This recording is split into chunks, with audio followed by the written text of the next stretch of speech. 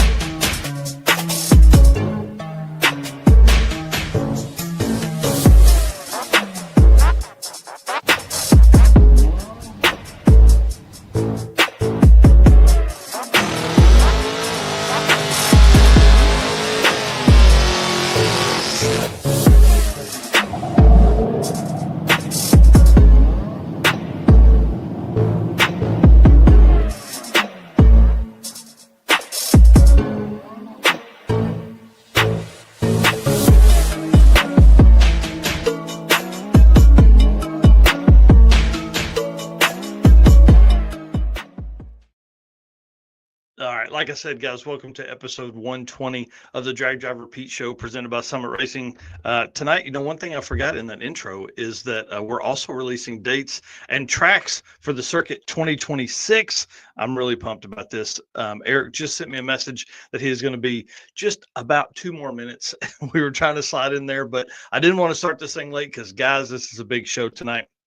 Like I said, we've got the 850 heavy hitters in here. This is going to be a good one because we're going to get kind of nerdy here in just a few minutes about, what it takes to run 850s, the builds they have, all that kind of stuff. So kind of stalling here just a second, trying to let Eric jump in here. I know he had some stuff going on. So we'll just do this. Y'all, thank you so much for being our race car friends. We appreciate y'all being here. Appreciate everything you guys do for us, man. We've had a crazy week this week, and I'm so excited to be able to announce the Circuit 2026 stuff tonight.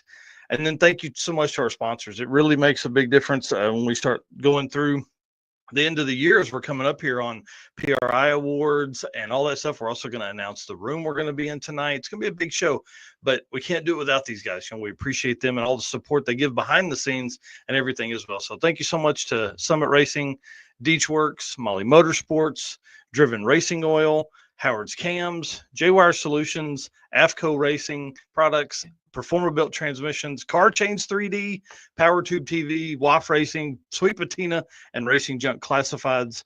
They help us out a ton. Let's jump in here to some comments, see what's going on. Aaron Robertson here. He's excited about the circuit. I am too, sir. It's going to be awesome. Kanan Holland here saying, what's up, dudes? Rich Woodward in here saying, good evening. Working on dropping my engine in right now. If you guys didn't see his stuff, you need to be watching that. It's I can't remember the name of his channel. I always run into this problem. Race Status, I think. Took it out for the first time and heard it, and it's repaired and going back in, I'm guessing here. And then Kanan Hall, yeah, thanks, dude. Don't forget to like and share. Derek Putnam in here, the voice of Sick the Magazine, the announcer at all their events. Going to be a great show. It certainly is. Aaron Roberts saying, howdy, race car friends. Jan Haas. Yes, Circuit 2026. I can't wait, dude. Race Status. I knew it would come to me. He knew I would be, he knew I'd forget it, so he sent it over. So YouTube channel, it's great, does great work, and is a very fast car. Going to be out there for that. We all know Summit Racing's speed legacy began in 1968 as a one-man startup and is now the world's speed shop with 4 facilities and 200-plus catalog editions. They feel your passion, save you money, deliver fast, and offer top-notch customer service for more than 1,500 brands. Make sure to download the Summit Racing mobile app for easy access to speed parts. Find them on Facebook, YouTube, TikTok, and Instagram. You can also tune in to the On All Cylinders podcast for more automotive discussions like you're watching right now. From humble origins to the social media lane, Summit Racing stands by your need for speed.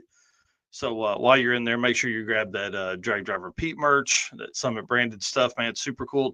I actually saw a hoodie the other night. I was at Tulsa Raceway Park for the Streetcar Takeover single day event, and somebody out there had a Drag Driver Pete hoodie on. Just want to say shout out to that dude.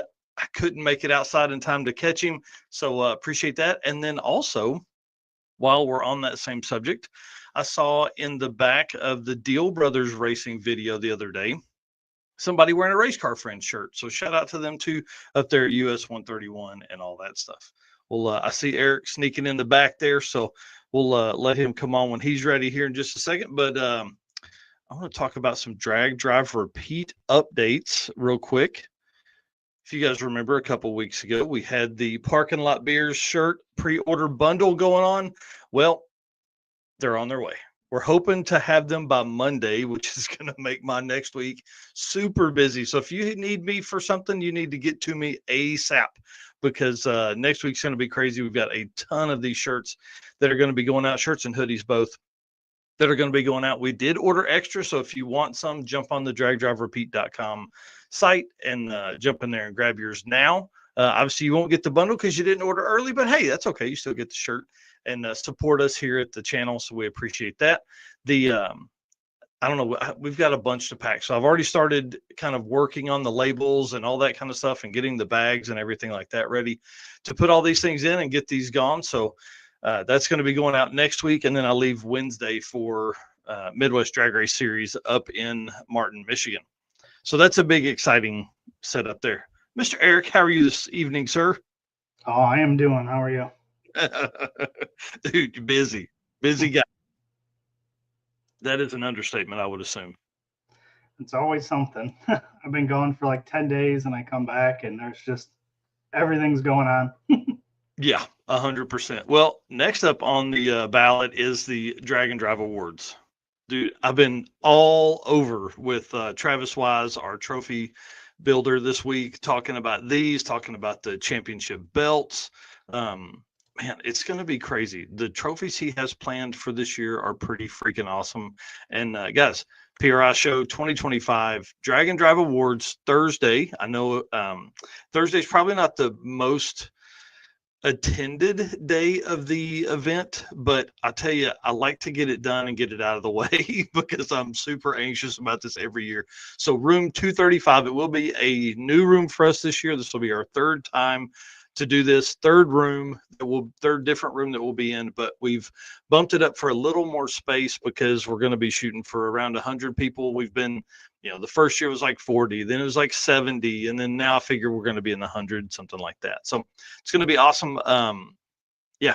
December 11th, 11 a.m., room 235 at PRI. If you guys aren't there, we will be live streaming it here on the channel, but obviously if you can make it work, you got to come up and do that. All right, so I see folks in here making comments. I saw one there a minute ago. Carl, was that talking about a loan? Oh, I thought he was talking about giving us a loan. I was in. Yeah, right. Send some money over. Yeah, right. We could use some of that. All right. Well, dude, the circuit. This has been a couple weeks in the making here. If you guys don't know, the circuit is our drag and drive event that we host every year. This is a crazy time. We've been really, the struggle is obviously with the work I do at Tulsa, I like to make it the host because obviously I'm there, it can help the track. And, anytime we can do that, the better. So in that kind of limits me on my other tracks that I can use because you want it to be within a location that is close enough, right? So as we do all that, I start looking at all the stuff. There's only a few tracks that are around that. And one of those had recently closed. And that other one was my plan the whole time. And then it closed. So that became another level of stress. And obviously that's what kind of goes on. So, we end up working it out. They open back up, and the announcement tonight is the Circuit 2026 will be held April 30th through May 3rd, hosting at Tulsa Raceway Park. Thunder Valley Raceway Park in Oklahoma City will be your midpoint and our racer party point. And then we'll go back to Tulsa on Sunday. Dude, I'm so pumped about this. This is a completely new direction for us to go. We have never been west with it, and it allows us to go along Route 66 during 2026, which is the 100th anniversary of Route 66. Yeah, that's going to be cool. Yeah, this one's going to be a bit wild, man. Early tech and pre-party April 30th, like we've talked about. In the past, we're going to do that. Racing May 1st through 3rd. We'll start in the morning on Friday. I think it's probably the best way to do it. And then let everybody kind of get on their way in the afternoon, cruising down Route 66. I think that weekend is going to be crazy. The weather could be absolutely gorgeous if it's anything like it's been this year. I am going to work on a backup date as a as a precaution early on, so that way as people put in their time off for the year, they can plan on that in case we do have a rain out. I want to be as prepared as we possibly can. That's one thing about regional events is, it's not like a week-long deal to where you can go in there and just have a rain day 2 days. You have a rain day 2 days on a weekend deal, and it kind of hurts it a little bit. So we'll have a backup date, and currently the registration date is going to be set for January 17th. So that way we don't need to be too early. And if you go into December, you really get into the mess of Christmas and all that kind of stuff. So anyways, I'm excited. Early registration will be open obviously the day before, and we'll go through all that as time comes on. So the circuit 2026, April 30th through May 1st. What's Danny saying? Oh, don't stop at the movie. Yeah, we're not doing that. That's a different direction. And if we do stop at I think there's a TP drive-in. We would talk to them plenty ahead of time. I think that's really what some of the stuff runs into is there's not a lot of conversation within the promoters and route stops. So we tried to really work around that this year. But dude, while we're on the topic of the circuit, we had the Blue Whale as a route stop this year, and they are fixing to start completely remodeling the Blue Whale starting like within the next couple days. Oh, wow. Yeah, they're building a complete park and all that kind of stuff. So they're keeping the big Blue Whale part, but they're building out an entire park, concessions, all this kind of stuff, which would be perfect. I think they were supposed to start a long time ago, but didn't get the funding in time. So now it's going to be a mad thrash throughout the winter to get it done before the craziest year of Route 66 history. I think it's going to be nuts. Yeah, it's going to be wild. Should be good. Yeah. I'm excited. Yeah. Bring it on, right? All right, sir. Let's move into some driven stuff. How about that? All right. Driven Racing Oil is the performance engine oil that can do it all. GP1 is the ultimate oil for any race or performance application, whether launching hard at the drag strip, enduring the extreme heat of off-road and circle track, or pushing limits in top field drag boats and demo derbies. Winning racers choose GP1. It's compatible with engines from classic hot rods to cutting-edge race machines. GP1's unique surface cling and high zinc formulation ensures superior wear protection, particularly for those flat tappet camshafts, while also solving issues like cylinder washout with methanol and ethanol fuels. It's crafted from the legendary Bradford, Pennsylvania base oil, then enhanced with state-of-the-art additive packages. GP1 offers the best in protection and performance. And you know the deal is drivenracingoil.com is where you can go to pick up your oil or any other products that they offer. And then Facebook and Instagram at Driven Racing Oil is where you can see what events they're going to be going to, and maybe you can meet up with them there, talk to them in person, pick up products there as well. Yeah, and we'll have an idea of where they're going to be the next coming weeks and all that kind of stuff. So I'll talk to Bill and the team over there coming up. Dude, the last weekend was crazy. Like 3 huge regional events taking place. It looked like a ton of really cool stories that are going to come from that. And I'm going to cover that on the news on Saturday because we've got so many guests on tonight. So I didn't want to try and do all of that tonight with them and shorten up those times in the stories. So we'll be covering Cruise and Lose, I-57 Drag and Drive, and Dragway Rush this Saturday on the news. What's that? August 29th, 30th, something like that. Yeah. Dates, times.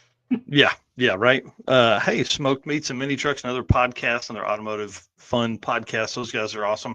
And those guys are going to be at Mo Party as Tim Gorley and I drive from Tulsa to Maryland. So we may have to make a stop by Mo Party. I've never been to that event. So Um, tell us what's going on after what's coming up next. Not what's going on after. What's coming up next? Yep. Next, we have Drop the Hammer North Carolina. So this is going to be the first time for them to do one outside of Michigan, which is super cool. This is September 5th through 7th at Farmington Dragway. Yeah, and that same weekend, different part of the country, Rocky Mountain Race Weekend, the first time for Matt Frost to do a weekend event, which I'm so pumped about that. Pueblo Motorsports Park, September 5th through 7th.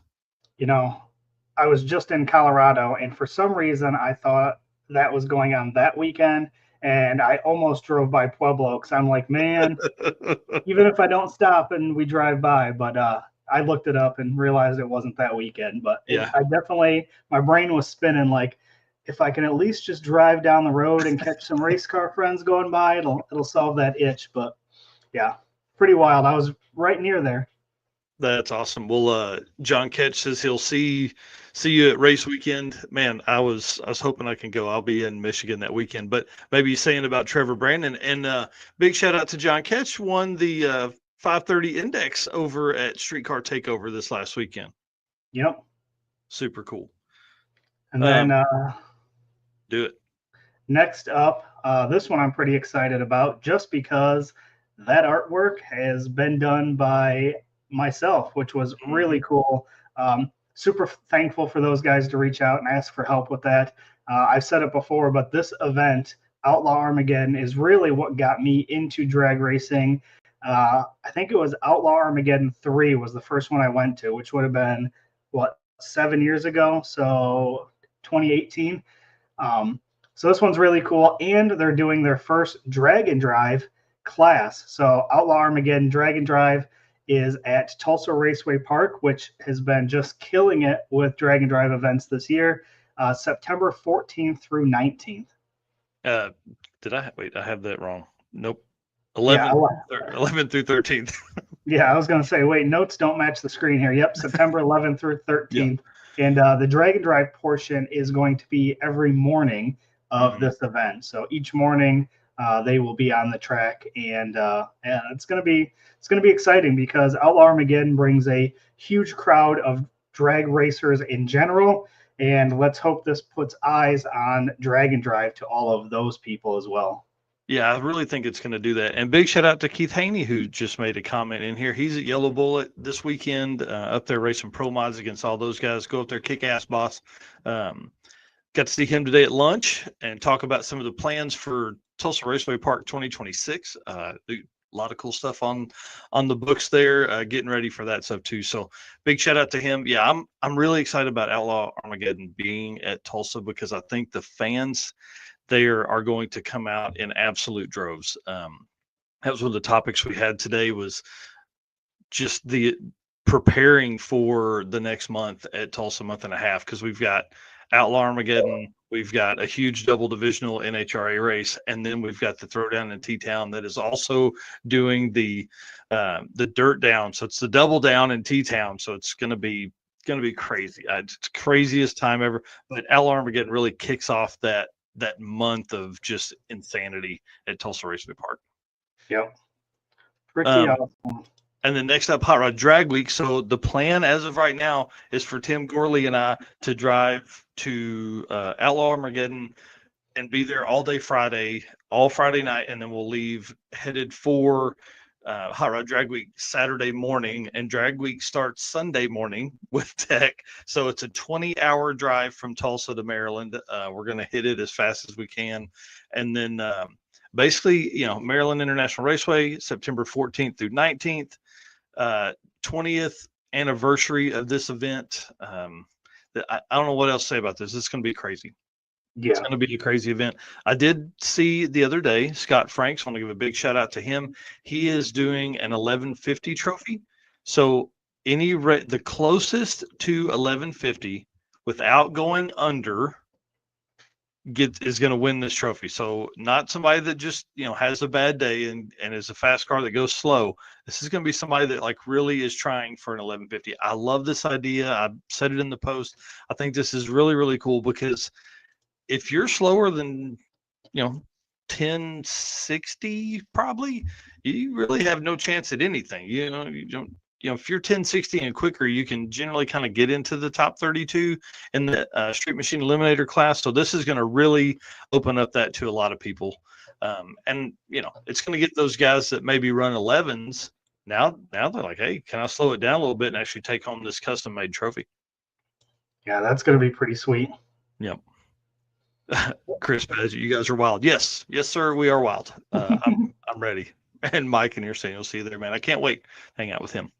And then up next after Hot Rod Drag Week, we have Redwood Rally, Medford Drag Strip. That's going to be September 22nd through 27th. And Jesse Fox is going to be driving there, I'm guessing. Yeah, so he's going to leave Drag Week with us as soon as the racing's done, and he is bombing Benny the Volvo all the way across the country. 3G video, you got to go watch it. Him and I've been talking about ideas for live stream opportunities while he's driving. Yeah, that man is wild. He is all over the place. Yeah, that is for sure. And then that's September 22nd through 27th, as I think you said. Medford Drag Strip. This is one that's on my list for 2026. I feel like we haven't been there yet. We may need to go out or divide and conquer or something. I don't know, but this one's definitely on my list for next year. And then next up is Plates and 28s, but I couldn't find a flyer for it. It's still on the Edgewater Sports Park page on their schedule, but I can't find an event or any flyer about it or anything like that. But Plates and 28s is earlier in the year was hosted by Bill Hoskinson, the Old Man's Garage. They did like a 150-mile drive, came back and heads up race, kind of similar format to King of the Open Road. This one here's a 3-day event, music, all kinds of stuff. It's in with like Lowered and Lifted or something like that. But Plates and 28s, I mean, it's an upcoming, obviously a big event. I think they had, 80 or 100 people, something like that, participate in it last year or earlier this year. And so we'll see. I don't know. As we get more info, I will update that. Yeah. Sweet. And then we have One Guy's Garage Drag Weekend, which has been going on for a long time. What was it, like 10 years or something? Yeah. This will be the 10th year. Yep. So big deal there. This one is local to me. This one is Byron Dragway, September 26th and 27th, and Tri-State Raceway the 28th. So September 26th through 28th.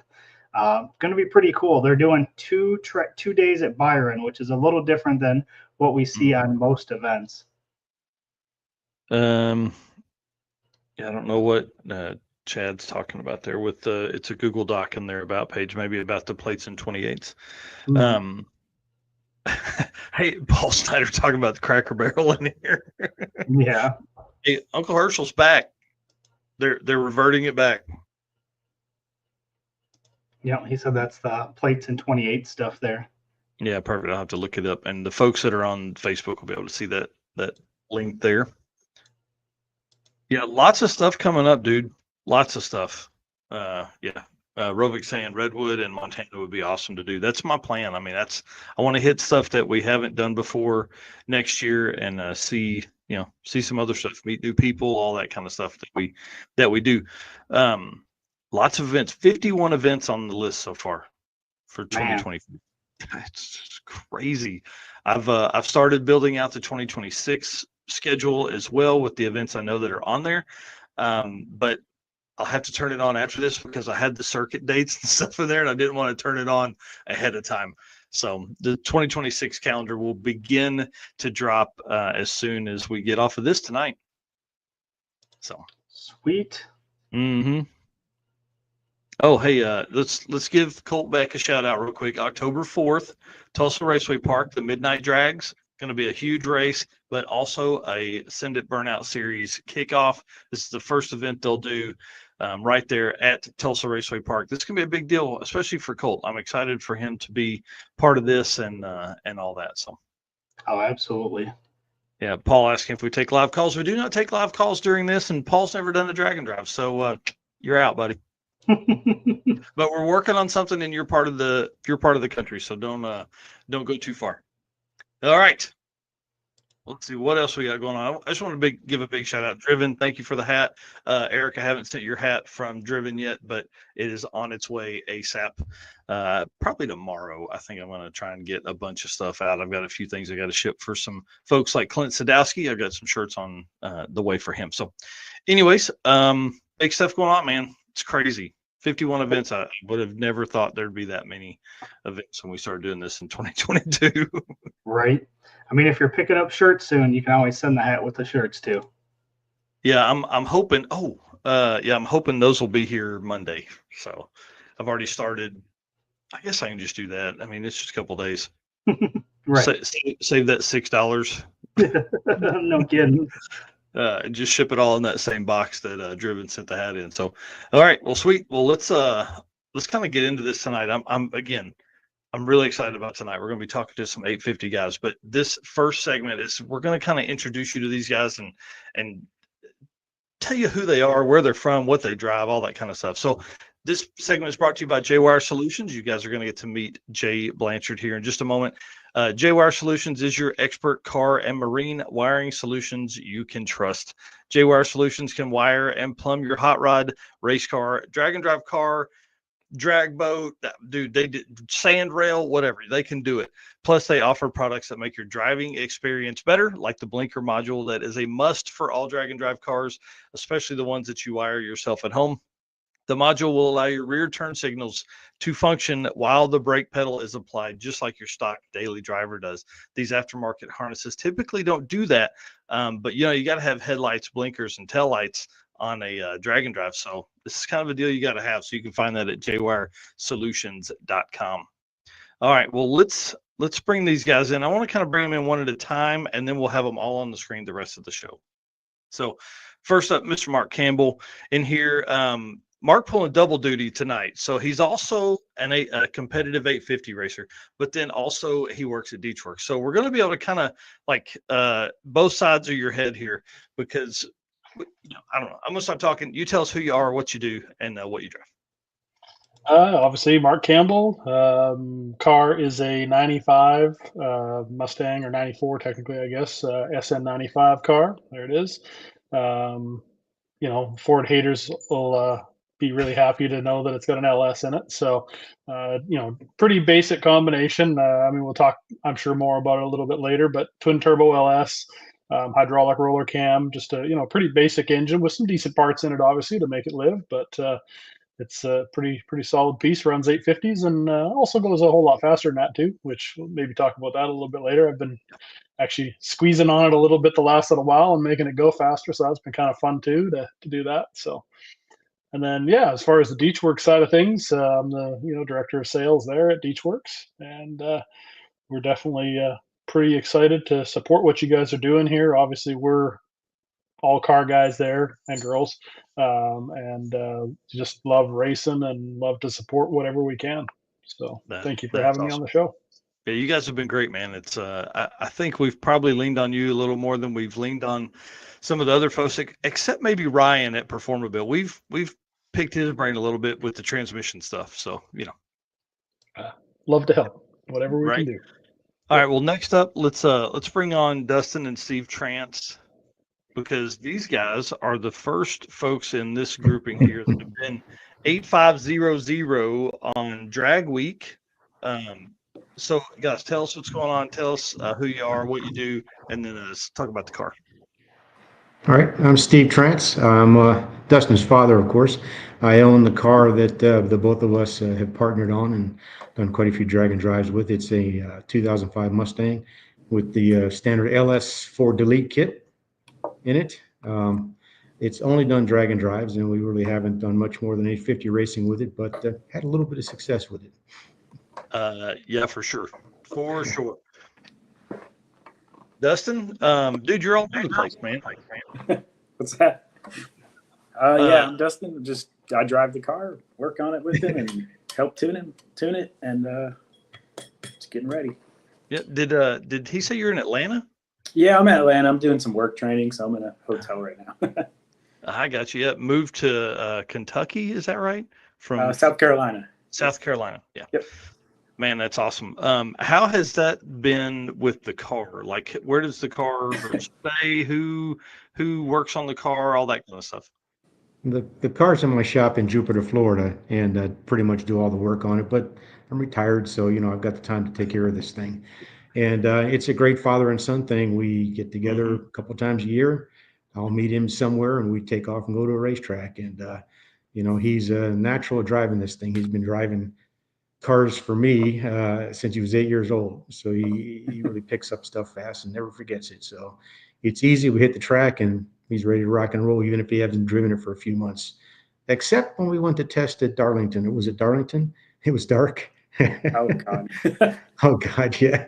We went to Darlington back in May on the way to Rockingham, and he made a pass down through there, and he lifted. And he came back. I said, "What happened?" He goes, "There's no lights down there." There's no lights at that shutoff. He rolled into the top end, and there was no lights. But came back around. Dangerous. Yeah, came back around and gave me a good pass. But now they have one of those little driveway lights at the end of the wall that lights up for about 10 seconds and then goes out. Yeah. Oh man. So you can turn around. That don't work. We have a good time. He's a pretty accomplished racer. He's raced karts and he's raced Daytona, got a track championship and all that kind of stuff. So he does a lot. He's been drifting cars for years. He's pretty good at it. But this car, this is kind of something I built back in 2016. And we kind of go, for a while we were able to work on it together. But, he's got his life. And so now we make it a get together. That's awesome. That's really cool. Well, let's bring on the boys. Oh yeah, I see Jay didn't sit down there. Let's bring on Fast Act Racing, which is Brian Acton, who's on the left side of the screen in the gray shirt, and then Jay Blanchard, owner of J-Wire Solutions. They're on the right side in the red shirt. So, gentlemen, what's up? Hi. Hey, guys. Man, you guys have probably been on as much as anyone else on here. I like to pick Jay's brain quite a bit. Brian is kind of my hero. I fangirl pretty hard over him. He's and then he gave me a ride in the car. Dangerous, bro. Dangerous. Now I need that kind of power. But introduce I was yourself. on episode 0. Yeah, dude, it's crazy. Yeah. Wow. Yes. Yeah. All right. Well, tell us what's going on. Tell us what Fast Act Racing is, and then we'll talk about the car. Go ahead, Jay. You're a better talker than me. So Brian owns this 70 Nova for 21 or 22 years now, I think. Yep, 22. And him and I got together. He was a customer of mine at the time, and that's like the best picture of the car ever. So we got together when Brian was a customer of mine, and we're best friends now. He was best man at my wedding here 4 years ago now, and he's like, "Yeah, I'm gonna do this drag and drive thing, and this is what I'm trying to do, and trying to be competitive here, and all that kind of stuff." And we've got a nucleus of kind of LS people around us, and we're very fortunate for that. I'm fortunate for that as both a business owner and a pseudo of this hot rod. So it's the only Chevy powered Chevy on the show tonight. I want to point that out, and it's on the most archaic leaf springs ever. And it seems to work. So, well, I joked with Mark and Steve before the show. I was like, man, everybody on here is Turbo LS. Like, I should have, There's a theme for sure. Yeah, carry on. Small block Ford, Turbo Ford, but he's one of the only guys I know that's been that kind of speed with anything other than a Turbo LS. There's like I think we've talked a little bit about Cal Hayward running Super Street small block power adder back. He held the record for quite a while, and then his engine has since moved on into another Ford powered Ford that, Aaron's been 424 to the 8th with that thing. In like an SN95, still has power windows, power locks, but it's 25 dot whatever chassis. So there's Tim Flanders comes to mind. Yeah, and Flanders has been 792 maybe with his. Yep, and that's Coyote powered. Turbo Coyote. So he's one of the few. Yep. Yeah, definitely. Turbo LS seems to kind of be the powertrain of the moment for that. Obviously you guys know your stuff. Having a car for a while helps kind of get the suspension settings and all that kind of stuff worked through. But Yeah, let's talk setups on the car just real quick, and then like turbo size is really kind of cubic inch, and then turbo size is kind of what I'm driving at. Are we going in the same order we went before? Probably. I think probably start with Mark, and then maybe kind of across zigzag. Yeah, you bet. Well, definitely, when I was building mine, to say that I built an LS because I had all the parts is the truth. I had probably 3/4 of the engine sitting in my garage even before I had the car. So, but yeah, coming down to the engine specs, what I really tried to do was, figure out, of course, how much power the car is going to need to go, 850s. And I also had future thoughts in my brain about, trying to go faster later. But I really tried hard to size, the cubic inches, the compression ratio, the cylinder head, and the camshaft and the turbos all to be really optimized at, in that 1200 horsepower range, crankshaft horsepower range. And spent a lot of time talking turbos and stuff like that with the guy that did the turbos for me. Unfortunately, he's not around anymore. But we just really spent a lot of time looking at compressor maps, and obviously at the time I was at Comp Cams, and so we worked a lot on the camshaft and things like that to really try and optimize the engine so that it was super happy in that, basically about 15 pounds of boost. I mean, that's usually maybe a little more, maybe a little less to run 850s with the way the car is set up, but really tried to optimize the car around that as much as we possibly could. And just so that it would repeat over and over. We didn't have to, push it really hard to do that. And that's kind of the route that I took. And of course, then trying to, put the okay, we got to drive this thing 1,000 miles, and so we got to have a valve spring that's going to live. We got to have a camshaft that is not going to beat the valve train up, and then you got to think about gear ratios. Okay, you don't want to cruise the thing down the highway at 3,500 RPM all day long either. So. I ended up going with 3-speed in my car because I got a super low rear gear in the car. It's like a 330 rear gear, but with the first gear ratio in a turbo 400 and that 330, the starting line ratio is just about perfect for what I wanted. So it worked out great. And that was kind of how I went about it. We did put a gear vendors in the car after. Just didn't really change much. Knocked a few RPM out of it, obviously cruising down the road, but honestly, I think I could go either way with or without the gear vendors. But that was kind of my approach to building the drivetrain in the car, at least anyways. Interesting. Sorry, and I may have missed it there. What size turbo? Twin 72s. Twin 72s. Yeah. So fairly small exhaust housing on them, actually, just to get them to spool real quick. And we kind of did a couple things with the compressor wheel and stuff like that to get it so that we were really in a sweet spot in the compressor map, at 15 pounds. I mean, I've since run the car and made, we've been up like 25, 26 pounds on it and gone a whole lot faster than the 850s or 540-ish or whatever in the 8th mile. But that was really the goal with the thing, is to make good power with little effort. Right. And I think that's kind of a theme between everybody here, is like, you've almost got to do that. You've got to have power on tap in case the track's not there. We can talk about it. Steve, Dustin, what's the setup in y'all's? All right.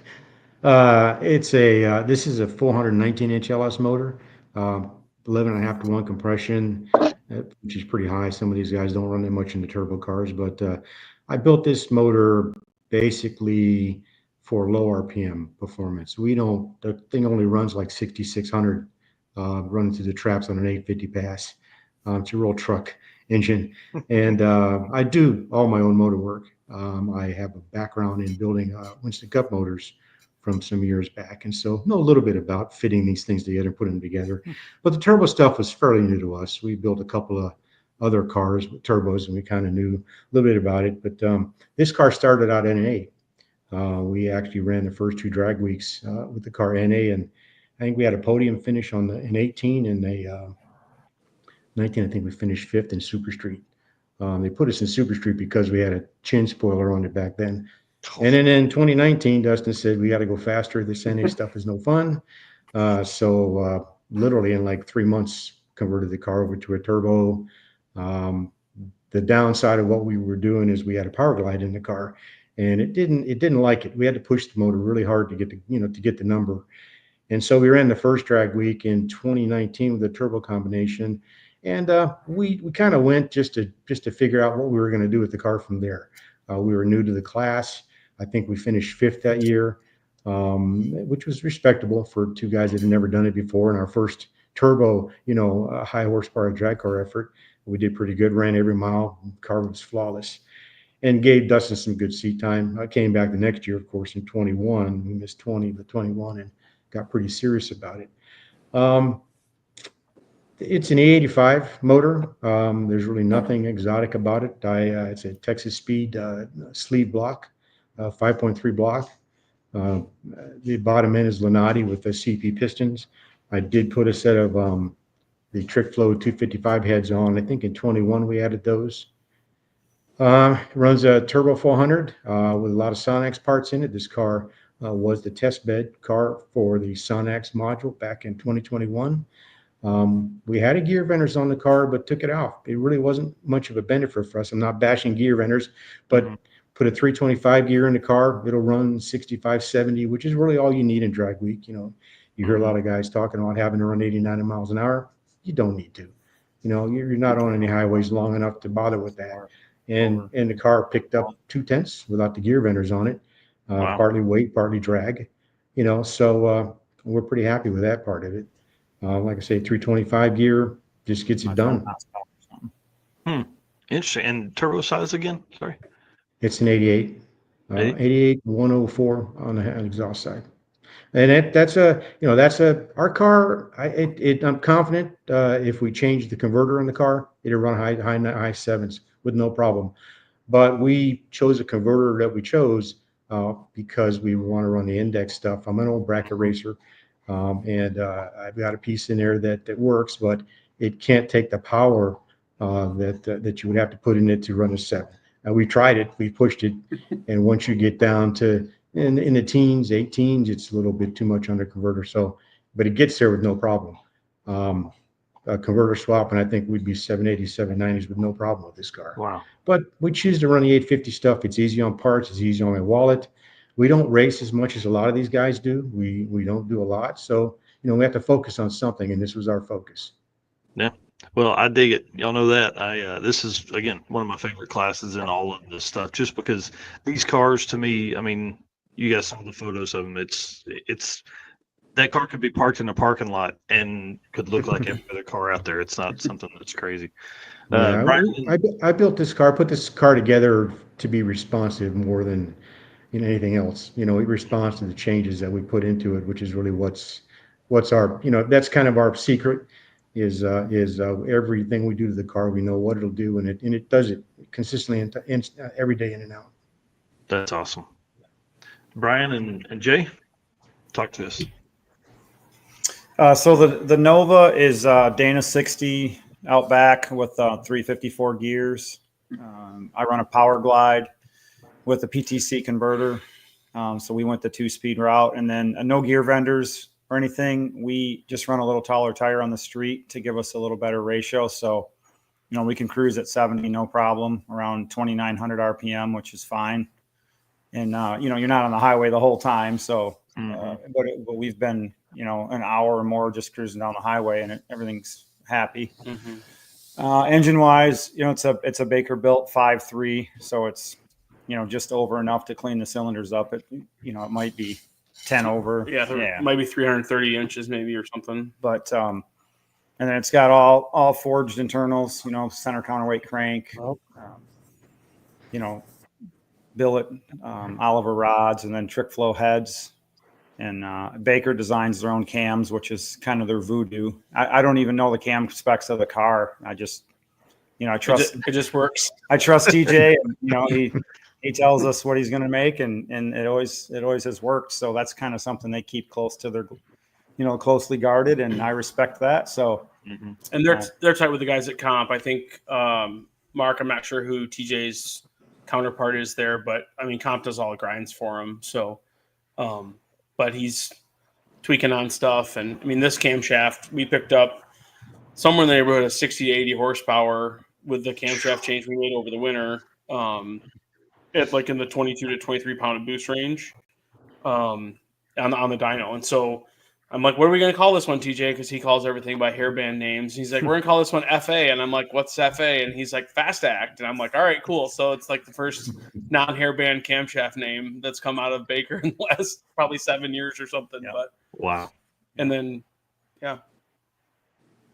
That's why I stole that one. Yeah, but it just runs on E85 like most everybody. We don't switch fuels or anything. We just find E85 along the route and have never had to mess around with draining the gas tank or putting pump gas in it. We could. It has a flex fuel sensor, but we don't want to.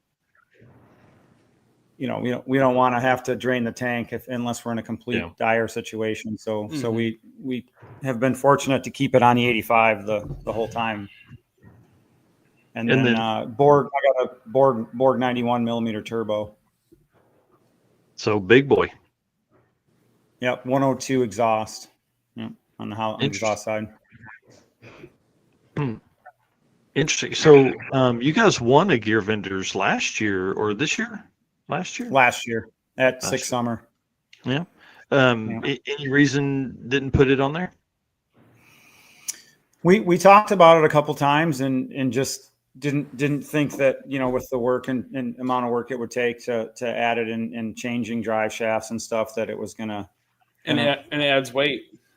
Yeah. So and there's going to be some costs involved, obviously, and some modifications. So, and I don't really want to go to any lower gear ratio in the rear. I don't have a desire to go to a 390 or anything that would, change my starting line ratio. I have a 1.8 first gear in the Glide, and then with the 354, that's kind of the starting line ratio that works for us. So, and it does fine down the road. I mean, we've worked really hard on the coolant. Sorry about that.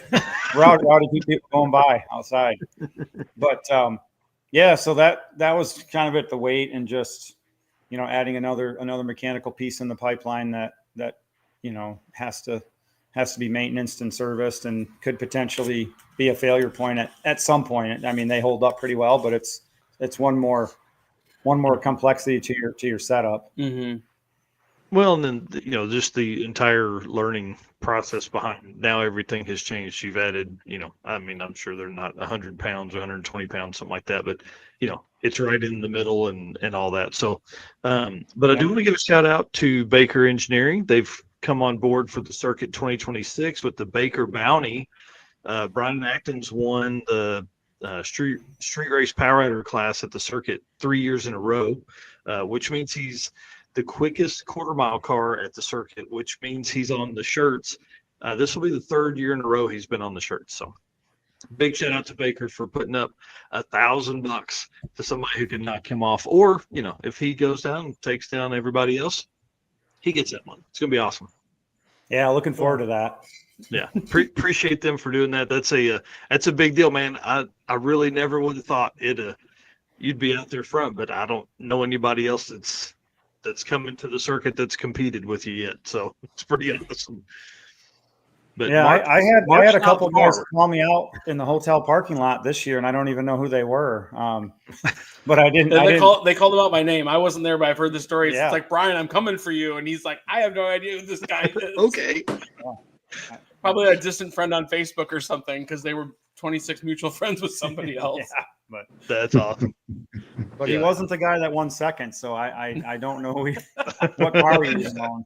He could have just been bullshit. He could have just had an 11. I don't know, but yeah, everybody's a big talker in the parking lot.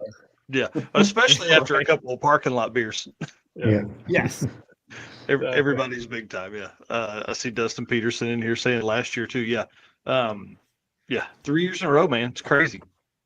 Dustin won our 650 index last year, I think, in his Cougar. So pretty cool, man. All right. Well, that's kind of the end of the topics I got there. I do want to give a shout out to Dean Anderson, who is Gen 1 small block Chevrolet. Pretty awesome. In there, you don't see that very often. Is Rick Steinke still Gen 1? Does anybody know? Sure. Yeah. Yep. Yeah, I'm pretty sure he is. Yeah. Yep. So, twin turbo? I believe twin turbo. Twin. Yeah.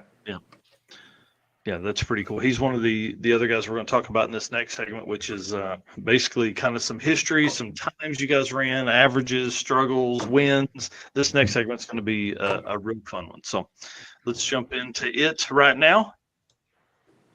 Again, hey, shout out to Jaguar Solutions for being a part of the program here at Drag Drive Repeat. We appreciate them, and not only because they're a sponsor and do all the stuff there, but also because Jay is like a wealth of knowledge, and I'm sure he hates talking to me all the time. But that's the way it goes in life, right? No, we're good. All right, well, let's move on to the Molly segment here. Mr. Eric, if you want to hit that one up for us, sir. All right, racers and high performance enthusiasts, are you ready to start your next engine build? If so, there is no better time than right now to check out the Molly Motorsports all-in-one Power Pack Piston Kit. With over 1,200 applications, these kits come complete with pistons, rings, wrist pins, and clips, all designed to work together. Molly Motorsports Power Pack Piston Kits take out all of the guesswork. So no more trying to determine if a piston will need this ring to work with a certain cylinder size. Molly Motorsports did all that engineering so that you can get to the part that matters, which is building a power plant that leads you to victory lane. Visit mollymotorsports.com for more details. And for our podcast listeners, Molly is spelled M-A-H-L-E. All right. So with that, we're going to go into our next topics. And we are going to start with what events you have attended. So we'll kind of go in the same order that we have been doing. I guess that's me. So Yep, we'll start with you, Mark. for the big drag and drive stuff, obviously I did Hot Rod Drag Week twice in 2022 and 2023. Other than that, for drag and drives, I really haven't done any of the big events. I have put a gazillion miles on the car, quite honestly, driving it. I pretty much, not always, but most of the time I drive it to the track, even if I'm going to do something else. Recently I've been doing a bunch of like the 530, like the little gangster stuff, and Mean Street. That's pretty popular around here. Holly Springs actually has a pretty nice Mean Street program. So that's like a 510 to 530 index type deal. So you pull up into the lanes, draw a card out of the hat, and you run 510 to 530. That's what you got to run all week. So we've done that a bunch of times, where drive it to the track, run a 520 a whole bunch of times, and drive it home. And usually makes some of the race car guys upset because they're all pulling their stuff in big trucks and trailers, and they got tube chassis cars and whatever running 520s or 30s, and I drive in there with a car on pump gas and race them. So it's kind of fun, Yeah, there's nothing better than that. Exactly. There has to be nothing better than that. Yeah. So, but yeah, I mean, definitely been doing that a bunch, and really trying to, when we showed up to Drag Week in 2022, the car literally had, I think, 4 or 5 eighth-mile passes on it. So, I mean, and it was a brand new car that we built. I mean, in, I think, October of 2021, the car showed up on my driveway as a shell. I mean, it was basically a bare chassis shell, and I built the whole car in my garage by myself, engine, everything like that, and made a couple passes at Holly Springs in the 8th mile, had a boost controller issue, came back, fixed it, went back out a couple weeks later. Thought we got it dialed in pretty good to run an 850 something. I think it went 545 in the 8th or whatever. So first day of Drag Week, we showed up. It was the first quarter-mile pass that we had made. It was in St. Louis, and it went 858. So it was like, okay, it's pretty close. So we just shut it down for the day, and the next day we came out, and I made a couple of strokes on the keyboard and ran it out the back door, and she went a 50 with a 5, I think. So, I mean, that was pretty close. We packed up and left and went to the next racetrack. So, but, certainly these cars, I mean, now I've got a lot of runs on the car, and I can dial in the thing pretty tight. I mean, 2 to 3 thou usually. I mean, if it goes like we've run a ton of like 520 stuff, and I mean, if it goes out and runs a 520 with a 5 or something like that, I can usually dial it up to a 520 with an O or a 520 with a 1 with a couple of tweaks on the boost controller, a little bit of ignition timing or something like that. So it's definitely an art for sure. And I mean, the Trances have showed us how to do it really well for sure. I mean, what they did at Hot Rod Drag Week a few times, I'm 50 with a several times, and a 50 average or whatever is pretty impressive to say the least. I Mhm. mean, Yeah. people see it happen and they don't understand how hard that really is to do it, and I'm certainly not on that level, but I can get my car dialed in pretty tight now for sure, and probably going to head back out to another drag and drive or so in the next couple of years here. Hopefully, do a few more. I was actually, when you said the circuit dates and where it starts and stops, I was like, well, I work in Oklahoma City, so that Yeah, makes a lot of sense to probably. I think there's a good chance we might show up to that. So don't yeah, know if we're we'll run the 850 deal or if we'll maybe run the small tire 8 mile deal, but we'll probably show up to that. yeah, So. we are definitely going to be involving Beachworks in the planning for the circuit. Because I mean, if we're going to Thunder Valley, we got you guys are right there. 30 minutes from us, absolutely. Yeah. So Yeah. But, Yes, we'll be definitely stopping by there. Gotcha. But yeah, I mean, what I've been running with my car lately is a little bit faster stuff, but definitely, the car will go out and we can dial that thing in within. I mean, if I miss the number by 100th or more, I'm mad at myself, or something happened, So it's pretty cool to be able to do that. That's for sure. Man, With a that's car awesome. that you drive there and drive home. Right. The event I have as your quickest was Drag Week 22 with an 853 average, I think. Yeah. I think that came day 3 or 4. You had a turbo down or something, right? I can't remember what you were doing. Something in the parking lot. Day 2, actually, we ran St. Louis and then we ran Indy. We ran 50s on both those days, and then when we left Indy, we started realizing that the intercooler maybe had some oil in it, but we weren't sure exactly where it was coming from and whatever. Anyways, we made our pass on day 3 and it looked like a diesel truck going down the racetrack, and realized that half the intercooler was full of oil. And so anyways, we kind of band-aided it up, and we made it through the rest of the week and still ran pretty good. But definitely had a little bit of a challenging time there. Basically drove the car, we unhooked all the intercooler pipes and stuff like that, and just drove with the turbos blowing into atmosphere basically, and just so that it wouldn't pump oil into the intercooler. And we made it. We still, like I said, had a 53 average or whatever. And that day, I think, was maybe one of our worst runs that we had made. I think we went a 55 or a 56 that day. And I was going to run it again, but I was nervous that there was other things wrong. And so we didn't run it that day. And so we probably could have tightened up the average a little bit if we would have run it again, but we didn't. So 2022 is a pretty good day at Byron Dragway at Hot Rod Drag Week. Wasn't it, Steve and Dustin? Yep. Run to some of the events you guys have done, because y'all have done several. We've done, I was just doing the numbers here, so I kind of forgot how after all these years. We've done 9 drag and drive events, 7 are drag weeks. We did Sick Week 1 year in 2022, I think it was. And last year we did Street and Yeet in Dustin's twin turbo F-150. But out of the 9 drag and drives, we have 6 podiums, and 3 of those are class wins. So had a pretty good bit of luck. I would say it's so. more than luck.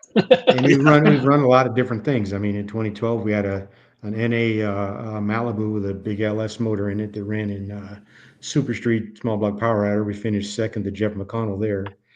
We did NA stuff for the next couple of years with the Mustang, and we did okay. I think we did a 3rd in 18 and a 5th in 16 and a 3rd in 18. And then went turbo with the car from there. His truck spoiled us at Street and Yeet, though. I got to tell you, there's nothing like air conditioning and it's got full suspension. It's a fast truck, but it's so comfortable. And you just throw your stuff in it and go and hit the road. But so you asked about Byron. Yeah, we were on an 8.500 on the second pass, I think it was there. And normally, the drag, you hear a lot about us having to make all these passes, and some of it's true, some of it's not, and I know Brian knows this as well. you got to keep making passes till you get the number. But typically we would run 18 to 20 something passes in an event. And in 23, we only ran 13 passes, I think it was, to Wow. get a 5.0 average in every. And I'll be honest with everybody here. I mean, I worked on the car quite a bit, did a bunch of stuff to make it really responsive to the tune-up. And there were days when we were 600 off. I'd make a small adjustment to the boost down track, and it would run the number. So that whole week, the only changes we made were to the dome pressure after 2 seconds. We never touched the rest of the car, other than resetting the shocks and getting it ready for the track. It just kind of amazed me as how responsive the car actually was, because there were days we'd roll in there and we'd run like a 600 or 700 off. And Dustin's the voice of reason a lot of times, because if I did what I would do, what I want to do, we'd always get on the other side of the number. So we always look at each other, and he's got his phone out with the weather, and we're making guesses, and it seems to work out good for us. It's a good team. Yeah, that is one of the hardest parts about this. Is like literally you can't turn in something faster. That's kind of what I like about Street Meet, the way they set stuff up. Is like I think one of their classes, their DYO, you can run under and over, and like you're just trying to land on the right number or something like that. I can't remember how it's set up, but Drag Week's not like that. Drag Week's like 850 or slower. A lot of guys don't realize that's the 50. That really hurts us as a group trying to do this. If we're running brackets, you can win brackets running under. I've done it hundreds of times. You can do index racing. You can run under because they only have a cap, and the other guy will run under, and it just who gets there first and plays it at the stripe. But trying to get to the 850 number, we're at a big handicap because we can only get it on one side. We were in Street Meet, or not Street Meet, but in what was the Sick racing week. floor? Sick week. Sick Week in 22, and we were battling with Aaron, and we were right there with him, and he pulled out and ran a perfect number. We were right behind him in the stage lanes. We pulled out and ran a 499. It was like, and then of course it's Gainesville. We had to come back in the afternoon, and Gainesville was crap in the afternoons, and I think we made 7 passes that day. And kept running a 52, changed the tune-up, a 52, a chip. It was like every time we added power, it would take that much out. And we didn't want to go on the other side of it because we didn't have a good ticket. Our ticket was a 499, but that was pretty much a heartbreaker too when we did that, because it would have been a lot closer had we run a 5.0 to win that class. I think we only lost by 9 thousandths or something that year. It was pretty tight.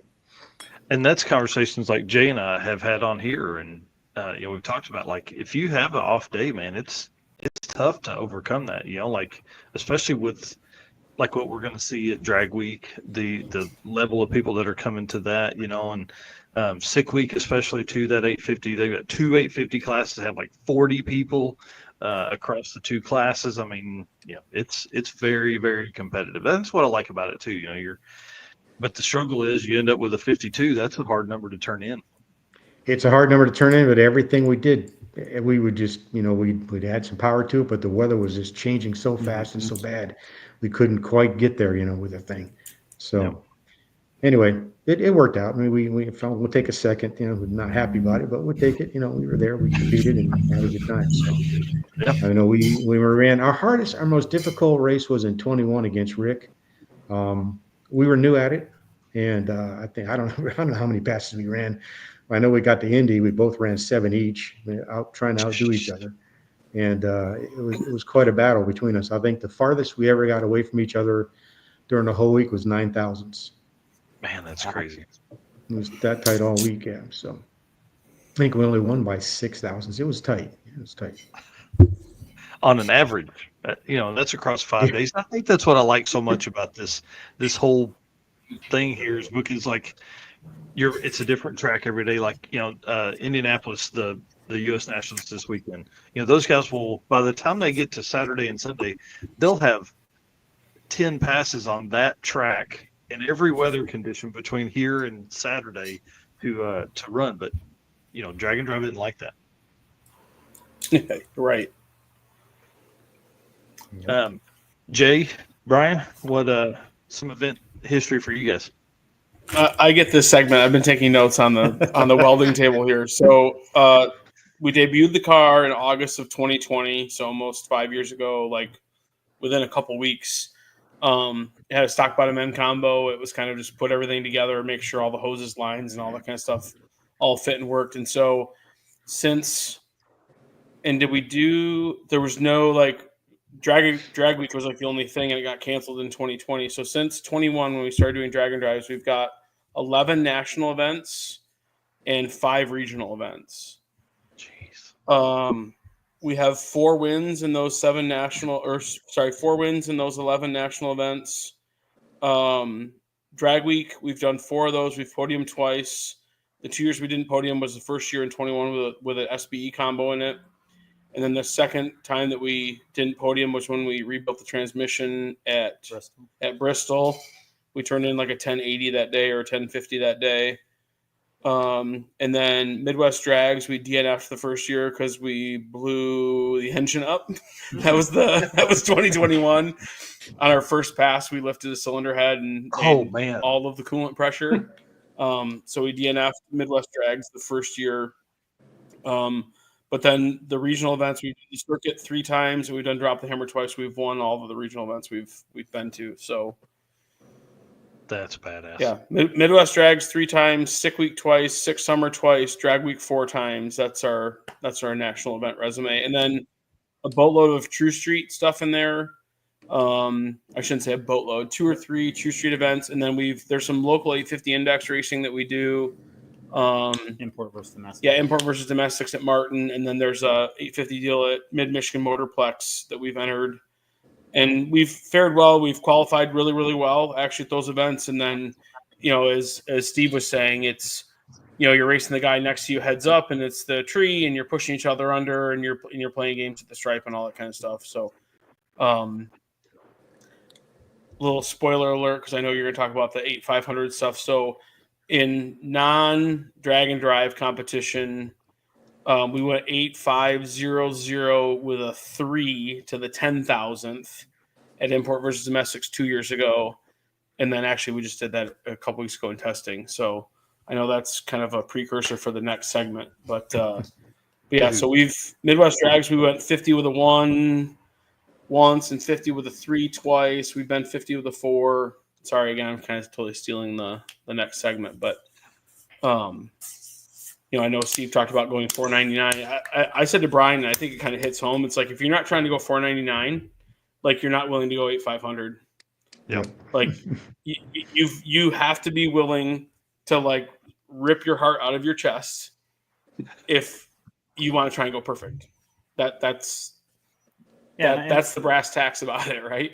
And in the last couple of years alone, 4 or 5 years ago, you could have like one bad day and maybe recover with a 52 or a 53. You can't now. Not happening now. You have to turn in 50s. I think to have a chance to win a national event. We went to like the 2018 results or 2017 results, and the second place person was like 885, and like third place was like 914. Yeah. This was 8 years ago. Yeah. Like, but it's so much easier to talk about. Mid-51 or better. It's been a mid-51 or better since probably 22. Yeah. For 21. Yes. You got to be a mid-51 or better. Mark talked about like making 1,200 horsepower at the crank. Like 7 years ago, I feel like 1,000 wheel horsepower was like this like echelon where it was like, oh my gosh, and now it's like, I put my combo together, only made 900, and it's like, you're not good enough. Like the expectation is a 4-digit dyno sheet, and so. Yeah, Rovik saying 850 guys are badass. Very tough class. Can't wait to join the party. Yeah, I wish there were a lot more joining the party. Bring them on. Yes. Well, sounds like Rovik's joining the party. Yeah. What's that? This new setup of his, he'll be he'll be big block power adder with it. He won't be small block power adder like you just. I hate Derek. 499 runs. Yeah. That man, so tough. So tough, and especially for guys that are doing it, and you've made this is like your third pass. and your first one's a 56 or something like that. Next one you come up and you're like, oh my God, we got to run a number we can turn in, and then you go under. Man, it's heartbreaking. Yes. I want to talk about the Bristol trip just real quick because I know it sucked to rebuild the trans in the pits, but listen, that I feel like that's part of it. That's a story that'll live on forever. And you guys had to hang out with Paul Powell and all the stuff like I had him that. like ratchet strapped to that transmission. I don't know, I don't feel like he was getting away until it was back together. Yeah, pretty crazy trip that time. I know it sucked, but man, to rebuild a transmission right there in the parking lot, pretty bad. A lot of other racers come in, help move, run you guys to the parts store. Parts store stayed open late. All this kind of cool stuff that went along with that. Yeah, So we had a couple of local guys, spectators, help us secure some parts, and the parts place we got parts from didn't even sell they were a wholesale company that sold them to me like out the back door. But it was a guy that was on Drag Week. He's got a dark blue Colorado, and he's like, well, my shop's just up the road. And actually, Mark White and Jeff Wilson, who are getting involved in this, they run top alcohol dragster stuff, and they're more than top alcohol dragsters. They used to run nostalgia funny car stuff, and I'm about to wire a second car for Mark actually, because they're like, we'd put 4 engines in a car in a weekend. And he's like, I'm going to build a wagon with a twin turbo LS. And he goes, I'm going to cart 3 of my buddies around and we're going to do this drag and drive thing, So talk about someone that's going to join the 850 power adder ranks. But we just there was a fortunate aspect about that it's there's this, people gravitating around you to help you, right? We got in the hotel at 3:15 in the morning. Wow. Ryan and Tammy Hargett saved us a parking spot, and then we proceeded to get up at 5:15 because it's our job, and that's what we do. So we slept 2 hours, and so literally, I took the bag chairs and slid them over next to Ryan's trailer, and we got there probably 7 hours after they did, and we left probably 2 hours before they did, but. Yeah, we actually got locked into Bristol. We were there so late that the security guy locked us in and said, I will come back in an hour and check on you guys, because we were there till 6 or 7 o'clock at night getting the transmission buttoned up. And then E85, we had to drive 35 or 40 minutes north to get E.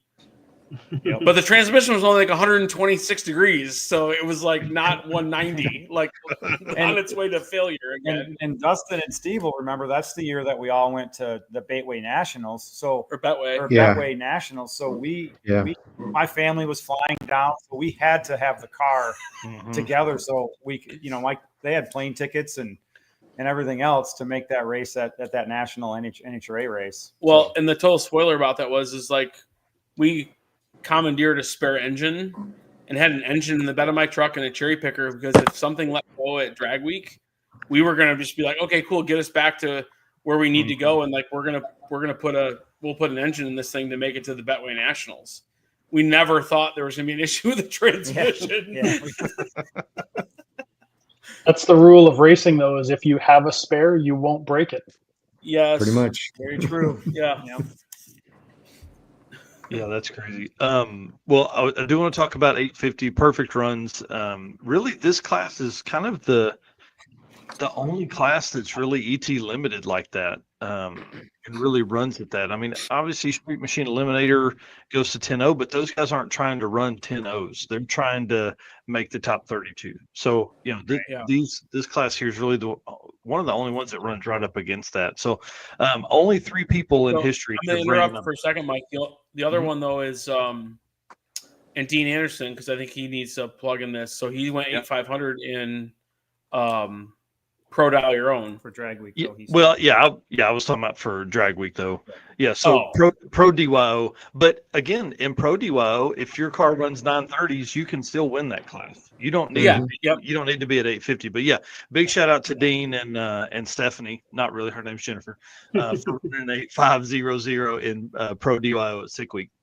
But in drag week history. Rick Steinke, Jim Braun, 2019, both those guys ran then, and then Dustin and Steve. It's 3 people in all of the class, and all the hundreds of people that have entered street race power adder, street race small block power adder have only run perfect passes. And then Brian, you guys have done it at Sick Week 24, right? Is that right? Yes, at Bradenton. Yep. And that event, I don't have the numbers. I'm sure Derek Putnam will put them up here in just a minute. But there's only been like 4 or 5 done at Sick Week in its history. It's just James Saul did it the day before us, and then we went the next day when he was in the other lane. I was racing him. Yeah, which is kind of ironic, you know. Yeah, that was pretty awesome. I was in the pits when that happened, sadly. But obviously ran over. Have a great interview with you guys about that. It's pretty cool. I think that's what's been the most fun. It's like to be around when this stuff happens. Jennifer, sorry about that. I called me for a really long time. That's the inside joke about this. But yeah, that's a hard class. And since then, her and Dean have moved into the street race small block power adder class because they perform so well in Pro DYO. So pretty awesome. I mean, it's really pretty crazy when you start thinking about one thing Jay said early on in one of our interviews was that, it could be the difference in how you stage by 2 or 3 inches. Just that small amount of bump.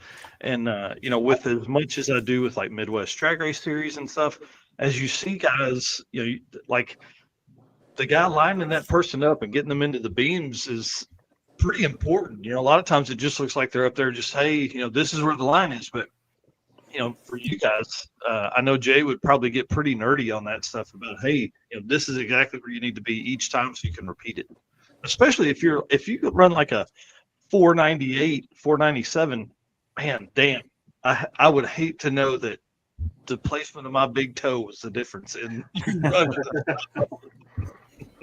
Well, yeah, especially when you talk about deep staging a car. I mean, these cars are, they're 1,000 horsepower vehicles, right? And so, you deep stage a car. We've seen 60-foot differences, and as much as my guy Brian here is like, that can't be. It's like, I'm like, Brian, it was slow to 60. I'm like, we didn't have a run at it. Like, you were like flickering the pre-stage bulb. I'm like, that has an impact on it. And I'm not saying that you don't know that, but to what magnitude does it have on it? And nobody's going out there like, oh, I'm going to make 3 runs like shallow staging and 3 runs deep staging to see. Well, bracket racers might be doing that, but we're not out there to like go beat on the car to make 3 runs shallow staging, 3 runs deep staging to see like what that difference is. But we've got, and I think Mike, you've met the Ledfords that own Mid Michigan, and he's like, at that power level, what did he say? He thought it could be a couple hundreds. Yeah. He thought it could be 2 to 3 numbers. And I was like, hey, when the cars slow down like this, or we're seeing that change, I'm like, that's, so as you mentioned, Mike, we are the way the car builds boost and creeps in, it's every piece of it is a system. Yeah, I intentionally have my bump set really, really soft. So, it might take me 4, 5, 6 hits of the button to get it to go in, but I want it to go in, as consistent as possible. And I just try and get in as shallow as I can every time, just because that's the most consistent for me, at least anyways. But yeah, normally I'd speed the bump up a whole bunch, but but you gotta be exact every single time. Otherwise, things change. Because like I said, these cars are fast enough that you're in a little deeper, a couple inches, whatever. that can be, half a hundredth or, 100th or more if you're in real deep. So it makes a difference. Yep. Man, that's awesome. All right. Well, let's not give away too many secrets there. I do want to move on and get to our next setup here real quick. We got to do another ad read, and then we're going to jump into drag week stories and kind of the upcoming drag week and what we're going to see there. So if you guys will hang tight just a second, we'll run through some of this stuff. Again, want to say thanks to Molly Motorsport for their work with us. We really appreciate them. They actually, big shout out to them, came in clutch for Jason Hurley this last week. If you guys need some special pistons, if you need something that's kind of one-off stuff, these guys really can do it. They're pretty awesome, and they're not just sponsors of the program here. They're also racers. You can see Eric Grillo's Nova there on the side. Stick shift, almost a 9-second stick shift in a car, and then George Wright on the other side there in his Duster, long-time or multi-time drag week racer, probably coming back again this year. That car makes like 700 and something horsepower in a, so pretty awesome. Let's bring up Derek Putnam's comment here before we do move on. He said, caught me off guard. Overall count is 12 total, 8,500 runs in history. Hot Rod Drag Week, there's been 3. We talked about those earlier. Sick Week, there's been 3. Summer has also been 3, Midwest Drags with 2, and then Rocky Mountain Race Week with 1. I know the Rocky Mountain Race Week was Aaron Schiffer, and then oh man, that's a good one. Sick Week, I don't know if anybody's doubled up, to be honest. It would be Aaron Schaefer, one at Rocky Mountain and one at Sick Week. I don't know. It'd be interesting. That's a great question. It's a great question, Roby. I'll make that note. Look at that later. Me and Derek will be nerding out as we go on here. So, all right. Again, thank you guys so much for being our race car friends. Thank you for being here. Thank you to the guys down here that are taking time out of their life to join us tonight and let us pick their brain and go through all kinds of stuff, and then hit the share button as we get in, because the next bit of stuff is going to be stories. It's going to be upcoming events, all that kind of stuff. So if you are here for that, please hang out. Thank you so much to our sponsors. They truly make all this possible. So if you're shopping and looking for parts, we would love it if you would hit these guys up. Summit Racing Equipment, obviously a big one here. They're sponsors of the show and the news. Deech Works down here, boy Mark Campbell actually is their sales director. I don't know what his professional title is, but he's a sales badass. Sweep the floors. Yeah. Love those guys. We're going to obviously see them at the Circuit 2026. We're going to go by their place, all that kind of stuff. So thanks to Deech Works, fuel systems that can, power 3,000 horsepower GTRs. Molly Motorsports, best pistons on the market, totally custom stuff. And regular, normal stock stuff if you need all that stuff.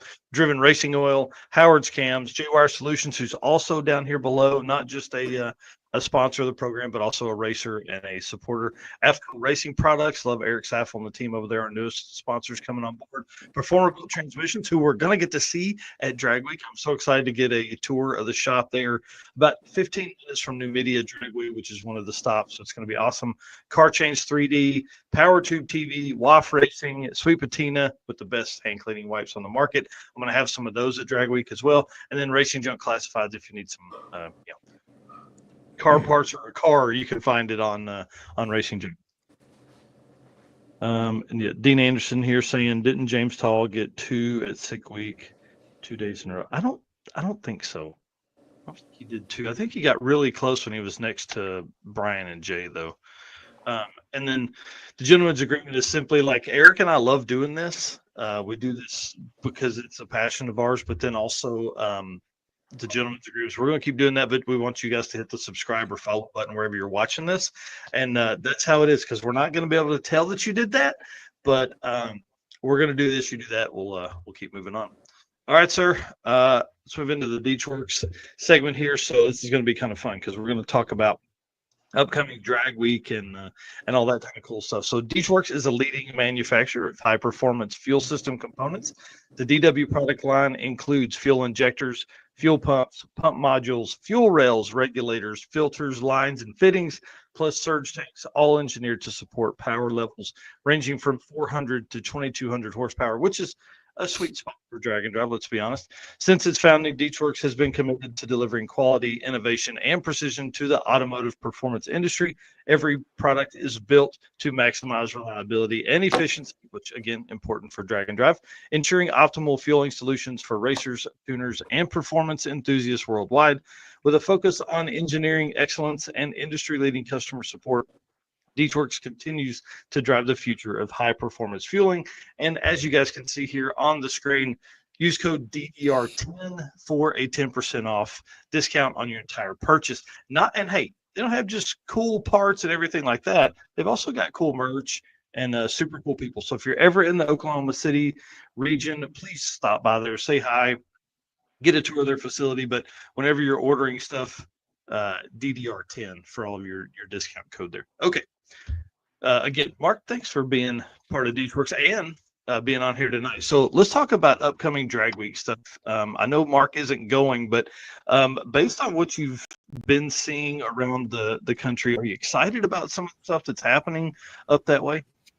Oh, absolutely. Yeah. I mean, I love watching the results, of course, in the races. I mean, I'd love to get out to some. I've just been so stinking busy with, personal stuff. My daughter's a very competitive swimmer, and so she's always involved in that, and work's been busy and everything like that. But no, I'm super excited. I mean, I love watching what's going on. I love seeing how competitive the 850 and honestly all the classes are. I've literally raced my entire life. I mean, I started going to the racetrack with my dad when I was, I think, 5 or 6 years old. Got my super comp license literally on my birthday, and I've never not raced. And I'll tell you, the level of competition at the Dragon Drives is like nothing else. I mean, it's incredible. I've, like I said, I've raced everything from a super comp car to a pro mod, top alcohol funny car, whatever, won a reasonable amount of trophies. And it's every bit as hard to win at a Dragon Drive or even just compete, be in the top 3, 5, 10, whatever of these classes than it is, like I've finished top 10 in NHRA divisional stuff for the year many times and won a couple national events and stuff. This stuff's harder in a lot of ways, because not only do you have to compete at the racetrack, but you got to drive your stuff everywhere you go. You don't get a trailer, you don't get a support vehicle. So no, I'm super excited. I love this stuff. Like I said, I'm going to try and get to some more races myself, in the next couple of years. I actually had an opportunity to go to Six Smokies this year with Robert, a good friend of mine, but unfortunately it falls on a big swim meet for my daughter. So dang, you might see me at a couple of the days, but I think it's the second last day. That's her big swim meet, so I got to go to that. But I've actually been at the racetrack the last, a couple of times here, twice with Robert, and actually I think we're going out again on Friday with that twin turbo Tesla that he races. And we've been working on getting down the racetrack. So it's been a little bit of a challenge, but I think we were out there last Tuesday or Wednesday and made several hits, and the car's really starting to come around. So I'm pretty excited for him to be able to get out there and have a good showing. So, but yeah, it's just exciting. I mean, it's really good racing, and anybody that doesn't think it is, I don't know what they're expecting, because it's incredible. I mean, just crazy how competitive these cars are and how fast they are and how reliable they are. Yeah, I think that's what gets me on this is like you guys do this every day, all day. You know what I mean? Like you drive from track to track and then make these kind of runs. Derek Putnam did just send me a message. He says 2024 Six Summer had 2 perfect runs on the same day, only time that's ever happened, and they were 2 hours apart. Jeremy Ortiz, big shout out to Team Hybrid on YouTube, and Chris Mary in the Deal Brothers Mustang. So big shout out to Deal Brothers Racing on that. Yeah, this event coming up is pretty exciting, but I think have we raced at some of these tracks? Or I guess the question I guess would be for Steve and Dustin. When you were doing it in 19, are some of these tracks you visited before Drag Week, I guess? Yeah, we ran Cecil and Maryland that year. The rest of them, no. Yeah. Man, the other tracks are new to us. Right, and I think that's probably what is most interesting about most of the Dragon Drive stuff is that like these national events move around, especially Drag Week. They have different tracks every year. Where we're seeing, Sick Week is now going on like it's, it'll be its 5th year, 2026 at the same tracks. Which, by that point you kind of have some history, you have some data at those tracks. Even if you don't ever get down there until it's Sick Week every year, you now have data at those tracks. But Drag Week's not going to be like that. That is overrated. You just make one pass and adjust from there. Yeah. So that is That's what we do. right. Well, and yeah, because it doesn't matter because maybe you've raced at that track before, but everything's You know, different. we load up what we think will work, and if it doesn't work, you make an adjustment and hit it again, you know. So that is only good if you can repeat the day perfectly, you know. So, but yeah, 2 of these tracks will be new to us. The one in Pennsylvania might be a little tricky for pretty much everybody, so we're making some changes to be prepared for that one. But the other 3 tracks, they should be pretty good. Yeah. Brian, Jay, have you guys raced at these tracks before? Cecil, we've been to 2023. 23 Midwest Drags. We went to Cecil, so we kind of did the East Coast swing there. It was horrible. It's going to be interesting. Yeah, Cecil can be a challenge. But I was looking at I'm not saying Cecil necessarily. Like, the drives were horrible. I mean, like, we sat in traffic for like an hour and 20 minutes to drive like 3 miles through some city. Like, I don't even know where we were at. But we overheated the fuel pump. I was riding with Paul Castiglione, and we overheated his fuel pump in the car. We're just, I mean, it's in the middle of traffic and just we're like, oh shit. Fuel temperature is one of the pieces of data we don't have in Brian's car, and he's like, I don't want to know it. Like, nope, I don't want to know how hot things are getting while we're sitting here idling. Yeah, that's why you need one of those good Beachworks brushless pumps that you can run at 50% speed. I mean, Mark's eyes got real big when I started to say that. There you go. We don't have a Beachworks pump on the car, but we do have something that we can run down to lower speed. But you still start circulating sub half a tank of fuel with an in-tank pump, and you're circulating by an engine that's hanging out the 190-degree range. I mean, Mark, you know this all too well, but nothing you can do to keep it cool. Like, how hot are things getting? You know, and with the horror stories about vapor locking and things at Rocky Mountain, and then we're on an ethanol fuel. It's in the cards. It's in the plans at some point to add it, just from a data perspective, but we just haven't. So. I want one of those things. If we don't know it, we froze. Maybe not. Right? No, you're good. I may have froze. The Tim Gorley here says, "Take notes, Narc, so we know what cities to avoid." Dude, you can't avoid the cities. The highway full of race cars is cool nuts, man. And we'll be in a rental car; it won't matter. So we'll sit in traffic with everybody and talk. So. Next question here is, how do you test in preparation for drag? Sit, driving, talk. Dustin, how do we test? What testing? Or do you test? No testing, just show up. Yeah. In 21, we put the 400 in a month before drag week. Went out and made one pass out here at Palm Beach and ran an 850 and some change and said, okay, we're ready. And ended up winning. And that transmission actually gave us a little bit of trouble during the week. And we didn't have an air shifter. He's manually shifting a 3-speed. That was quite an eventful week. In 22, I had the motor apart about 6 weeks before drag week. And then being in Florida, I had it all back together and we couldn't go anywhere to test. It rained. Every time we went to go somewhere, it rained. So I don't think we made a pass and showed up. And then in 23, the car had sat for about 3 months. I went to fire it up. I had no oil pressure because the E85 had separated all the oil, and it actually pulled up against the pickup and pulled it out. I had to have the whole motor apart the week before drag week. Again, put it all back together. I drove it around the block and we're off and running. That's why I say we haven't done a lot of testing. We know what it takes to move the car. We just have to get close. Yeah. So is the car ready to go now? Yeah. Car's ready to go now. I mean, I do spend a significant amount of time nut and bolting and going through things. I pulled the gear out of the car. I pulled the transmission out of the car. Everything comes out of the car. Doesn't necessarily get apart.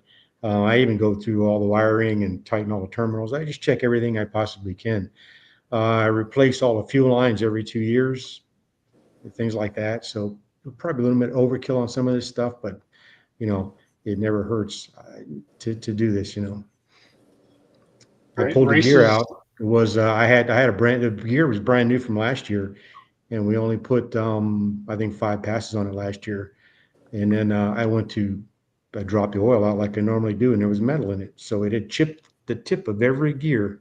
I don't know why, because the pattern looks good, but every tip of every gear had actually chipped a piece off, and it was in the bottom. So there you go. You got to check this stuff.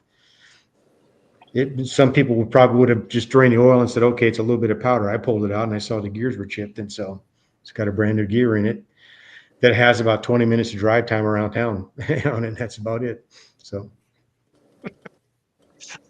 Alex. yeah, that's about right. Alex Johnson here. Testing sequence is pull out of the driveway, turn left, half throttle for 10 seconds straight, make a U-turn, stand on it for 5 seconds, load it on the trailer. Been there. Yeah. It's not ideal. We've done a lot more drive testing to make sure the car will work than we have track testing. I mean, miles and miles on the street, just to get that out of the way. And it shows we never really break down on the street. I don't think we had one relay go bad in 9 dragon drives, and that was pretty much it. Yeah. Well, We Jay split and a Brian, fuel cell wide open on Drag Week one time. That was fun. What's that? Split the bottom of our fuel cell wide open on the second Drag Week we did. We left the gas station. We're like, it smells like gas in the car.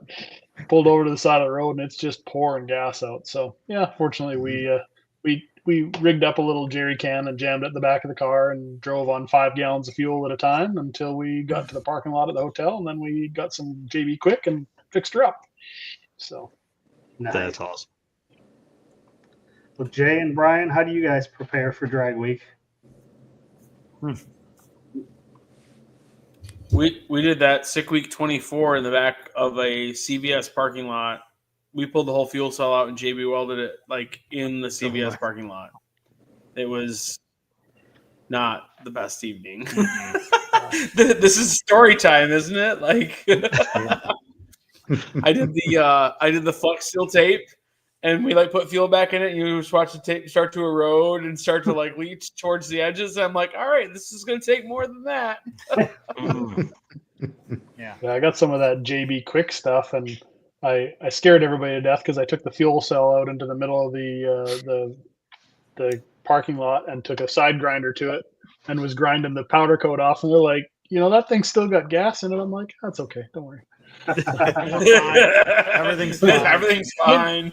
Nobody died, right? So, but yeah, we JB Quicked it, put it back in the car, didn't put any fuel in it, left it sit overnight, came out in the morning, poured fuel in it, and just were like, fingers crossed that it was okay, and it held. And well, just for reference, you do not have to wait overnight. Like the cure time is good because we literally like tipped it from this way to this way and put it back in the car, and we were driving like an hour and 10 minutes later. Yeah, we had time, so we could do that. But if we had to drive, I would have JB'd it, put it in the car, put gas in it, and gone. But fortunately, we were already in the parking lot, so we had time. But yeah, it's don't want to mess around with leaky fuel. Brian chipped that off with like a number 3 flathead screwdriver and a mallet. So we could weld it. So I could weld it back together when we got home. Oh, that's brutal. Yeah. Tim Gorley, YOLO. Might as well hit it with a grinder. Well, I mean, you put enough miles on these things, something's going to happen. Mm-hmm. I mean, that's For sure. That's the way it works out, right? I mean, I figure we have, I know a number of passes, but we put the Baker engine in 22. So 22, 23, 24 season, we made 375 passes, but 15,000 street miles on the car. Wow. That's impressive. Yeah. I mean, we pulled the valve covers before Drag Week in 23. Yep. And then TJ, who's our friend and performance manager at Baker, like handed 12 back to us and was like, you can put these in if you want to, but like you already have fresh valve springs in it and the valve train's happy as a clam. So wow, here's spares for we went 2 seasons and 250 passes without pulling the valve covers off that thing. The thing just works. So, Yeah. but again, you put that many miles on a purpose-built like drag car, like stuff's going to happen. Mm-hmm. And then it's about, Mark mentioned earlier, it's like if you have the spare part, that thing won't fail. So it's about having those things that you can't get at the parts store, right? Yep. So again, we talk about having an LS engine. It's like you can buy 3/4 of that engine at the parts store, and any like thing late model you can do that with, but I mean that's a very strategic thing. Is like we don't carry a lot of extra weight in the trailer if it's a part that we know we can get at O'Reilly's or Advanced or Napa or whatever the case may be, because I mean, you put 1,000 more pounds of stuff in our trailer, and then that just is 1,000 more pounds of strain on the vehicle. Yep. Yeah, that's what try I do. Try to use as many over-the-counter parts as I can. Yep, exactly. Alternator, water pump, none of that electric stuff. Everything's belts. Everything's over the counter. Yep. The stuff that's going to give you problems, that traditionally gives drag weakers problems. I decided I'm not going to go that road. I, run as much of the OEM stuff as I can on the front of the motor. Yep. No, we carry the specialty stuff, which is very little, but like you said, I mean, belts, hoses, all that kind of stuff. I mean, we try and just have stuff that we know we can get anywhere.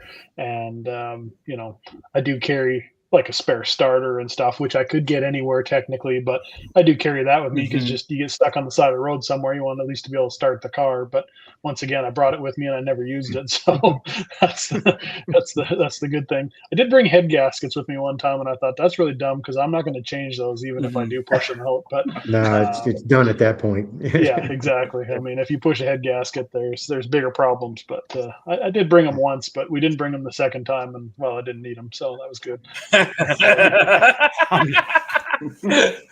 I'm not doing head gaskets. Yeah. What do you guys bring a spare transmission? How committed am I to finishing this week that I'm going to lay under my car? I could have used one last year. Oh, I had one at home. I could have used it last year. Yep.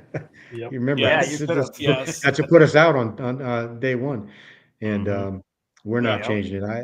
That was rough. I was only a week out of COVID, and it was a terrible week for us. So, and the transmission, we weren't going to fix it. We later found out it was something actually, when I got home, I sent it out and to somebody, and they went all through it. It went on a dyno. I got it back. We took the car to Street and Yeet, and it still did the same thing. And I traced it down to a bad case and a problem that was really, really difficult to find. And so, but had we had a spare transmission, we probably could have used it back then, but it would have been in the truck and we couldn't have gotten to it. So who knows? Yeah, exactly. That's the thing about this class. I mean, we did bail in 21 on the 24 on the first day, but it's so close.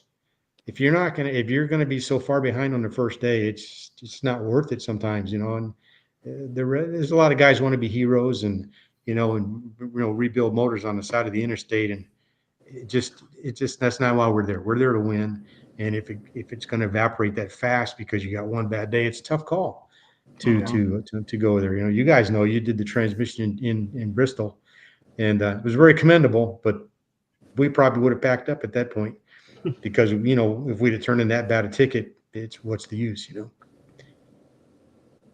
Yeah, and that's the tough part. And I think some of it though is like, I don't know. Well, and I think from the story side, Go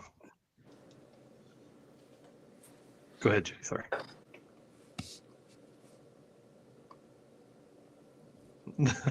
No, I was just going to say, like, I mean, in that year, last year, Steve, I mean, we turned in a 50 with a 6, and we're like, yes, we're in 4th after day 1. Yeah. 6th off from perfect. Yeah. And it's like, well, this is a different breed of animal that we're dealing with this year. Like, I think we had a 51 with a 2 at the end of the day, but you could hardly drive the car through the pits. I mean, it was terrible. Yeah. and that car, you're not getting a transmission on the ground in that car, unfortunately. A Power Glide, no problem. That transmission is in it now. It's just too much.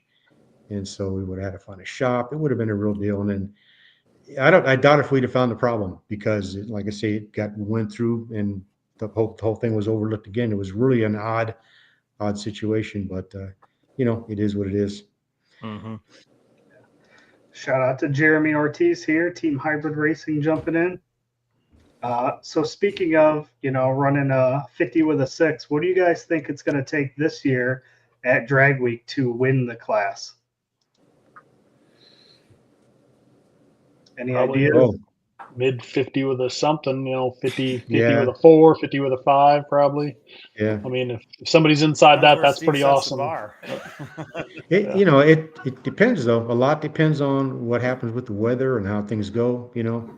I mean, I've seen days when everybody's running really good, and then everybody gets to that one track, and nobody's got a ticket to turn in, and then everybody's average goes out the window. So which was like that when we ran with Rick in 21. We were having great days, and then we both got to Indy, and it was like, oh man, we were like literally the last people down the track at Indy, and just trying. I think we ended up turning in a 52. It was like nobody could get a number. But before that, we'd had great numbers. So it depends on a lot of factors. But I think if the tracks are good, the weather's good, you're going to have to be in the mid 50, 50 something to win this thing. That's going to be awesome to watch. Right. Yeah, and probably got to be a 51 or better to get second or third. Yeah. I'm going to predict that the track in Pennsylvania is going to be the deal breaker for a lot of guys. Yeah. Well, That one's going to be hard. Right. And I think that's what's cool about this is like it truly, like, everybody races the same track every day. It's a different track every day, but everybody has that same thing every day. Mm-hmm. Yep. Yeah, Oh, we and lost Jay. Brian and Jay. Reload. There Hey, We're back. Yeah. We just had to Yeah. move you to the left. I see. I didn't pay the internet bill. I was buying car parts. Really? Well, the question is, what do you think it's going to take to win the class? Oh, so Brian said whatever Steve sets the bar at. So I don't know if that came through or not, or if No. that was locked up. But I gotta tell you, our man Randy it's- might be there this year, so Yeah. he's gonna be tough. Yeah. Have you talked to Randy lately? Yes, I have.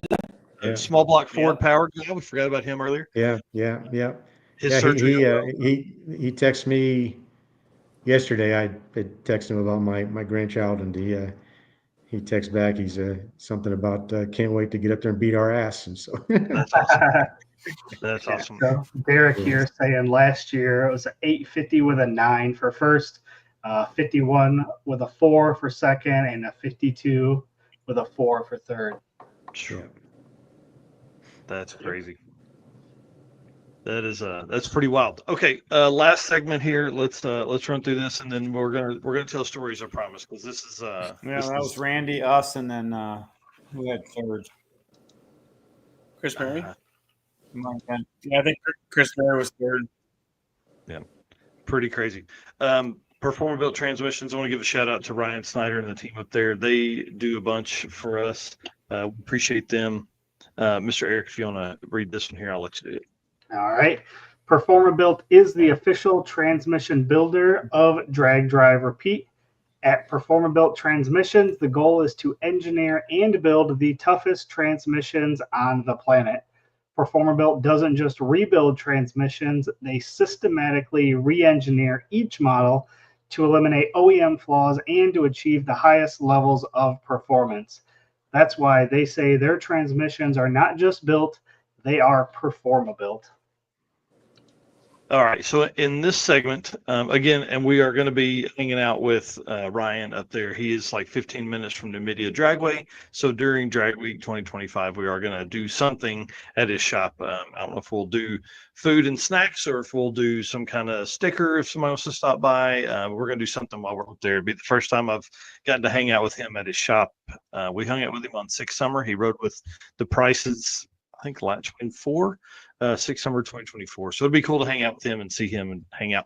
But I want to talk about some of the repairs, but I want to talk about like parking lot beers. I want to talk about like just this will be our kind of closing segment here. Let's just kind of have some fun, tell some fun stories from all the events that you guys have been on. Oh man, where do you start? Yeah, right. That's probably the hardest part. I'll jump into it. I know, our first hot rod drag week in 22, we were doing pretty good. And I think it was the third night, the hotel we were at, we ran into these Aussies that were there. And I'll tell you what, I mean, I've been to Australia and certainly know how, well, for one, just crazy in general those guys are, but man, they wouldn't let us go to bed that night. Like, I mean, we're like, we got to get up early and go racing. We're doing good here. Like, we want to keep going. And man, they wouldn't let us go. And I paid them off, Mark. Yeah. Strategic. That. Yeah. But man, we had a great time. I mean, we probably drank a whole lot more than we should have. I tried to stay a little more on the level-headed side because I had to drive, but no, I mean, that was certainly a real good time we had for sure. And then they found us at the racetrack the next day and they're like, "Where are you guys staying tonight?" You're like, And I will say we probably lied to them because I was like, yeah, like we can't do that again. I mean, like we just can't do that again. So, but yeah, that was a pretty good time. I mean, we had a blast, but we definitely stayed out way too late and yeah, partook probably a little more than we should have. But I'll tell you, it was a good time, and there was probably, I don't know, 30 or 40 more people around us too that were all just, and these guys, these Aussies were just winding everybody up. I mean, it was a pretty good time, but yeah, we had to settle down and focus on racing. boring. Yeah, I had to go and drink. I had to change the oil in my intercooler, so I had to get back to working on the car. Right. Yeah, parking lot beers are kind of where it's at. We have a ton of fun. That's probably Eric and I's hardest part about Dragon Drives is like we get to the hotel. That's time for second shift for us. We got to get in and edit videos and photos and make posts and tell stories and all that kind of stuff. So we try and limit our parking lot beers experience, but there have been times where Eric and I have had a really good time for the weekend or for the week. Well, lately we haven't seen a lot of people at the last couple events we've been at in the parking lot. So yeah, Heads Up Hustle did a good job of having people hanging out outside, but yeah, that really kind of has been a problem. Maybe we need to correct that on Drag Week. Tim, if you're still listening, let's try and correct that a little bit. But yeah, that's been I think everybody's been. You do several events a year, it becomes tough to stay up real late at night, and especially like Mark was saying, if you're competitive in the class, man, it's hard to stay out till 2 or 3 o'clock in the morning and then perform the next day, especially by the time you get to day 3 or 4. Yeah, the first day or two is not necessarily that bad, but once you get day 3, day 4, I mean, yeah, it gets tiring. I think I'm going to flip the script though one of these years. I'm going to do like just be a part of Sick Ward or something like that, take one of my cars and just drive it. And I'm going to sabotage somebody in the class. I'm going to take them out and just get them rip roaring drunk or something like that one night. So I'm looking for payoffs. Anybody that wants me to take care of anybody, just let me know and I can make sure that I'll sling this bitch. Buy somebody a bunch of beer or something. Yeah, exactly. Yeah. Jan Haas here saying Midnight Waffle House run for sure. For sure. That is the other struggle, man. There's not any Waffle Houses, I think, in that part of the country, right? For Drag Week. Let me see here. Hard to believe there's not a Waffle House somewhere, but up there, probably not. Surprised you don't have the locations memorized yet, Mike. Well, we're gonna get to a few new ones this time for sure. That's 5G. Sorry, we got disconnected again. Are we back and good? Yeah, you're good. Gotcha. Okay. So I'm not sure where we're at in stories. Can I share one? Yes, please. So specifically to parking lot beers. So I think we did Drop the Hammer last year and this year, which is Carl Stanzel's race. And last year, we were at the Edmore Inn, which is just up the road, like 25 minutes from Brian's house. And I was like, oh, we can save on a hotel and stay at your house. And he's like, I kind of want to stay at the hotel. And I'm like, all right, cool. And it was cool. because one, I feel like regional events have a little bit less stress associated with them. And I mean, we were the biggest thing happening in Edmore, like these 60 something cars all parked at the same hotel, and so it was really cool to like walk around and, get razzed by people and razz other people and all that kind of stuff. And then this year I said to Brian, so, and Narks, you'll know this because Midwest Drag Racing was at Martin. So we set up our generator with like a 32-inch flat screen and put the PDRA race, and in conjunction with Midwest Drag Series, we had that set up running, streaming, so people could watch the race at Martin while we were sitting at the hotel. So to me, that was a lot of fun. Like, we had 25 people held around the front of Brian's car because we had a flat screen watching racing while we were in the process of racing.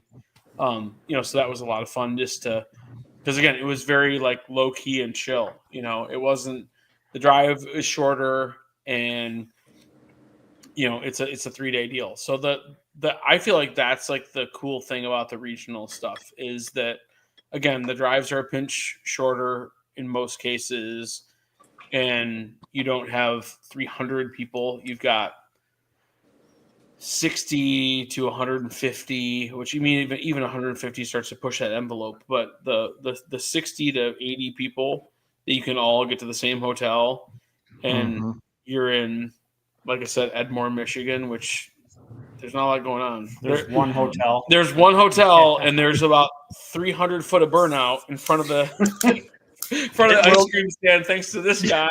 Yeah, I was gonna say that's down by the ice cream shop. My foot slipped. Yeah, one of his foot slipped off the brake. I'm just glad I asked those people. Mike Narks was grabbing the CO2 bottle to turn the submit on. Yeah, it was a pretty good time. I think, to Jay's point, I think when it starts to get 9-10 o'clock or whatever, I think people are turning in. I think the key to hanging out in the parking lot is you got to have a little bit of time. Guys want to get to bed and get some rest. So when it starts to get midnight, there's not a lot of guys hanging out in the hotel. I feel like they're trying to get some rest, and they had a long day. And so when you can get there at 6-7 o'clock at night, there's a lot better chance of hanging out. And that's what our experience and the ones we've done, the national events have the longer drives. And if you have any delays or you're the last guy at the track trying to go 850 like we are, you end up at the hotel at 10, 11, 12 o'clock at night. Yeah. And there's just a few diehards in the parking lot, And I think that's the other thing too, is like, Steve, you mentioned earlier, like, you're going there to place and to win, right? And so I get up earlier at drag and drive events than I do for my normal job.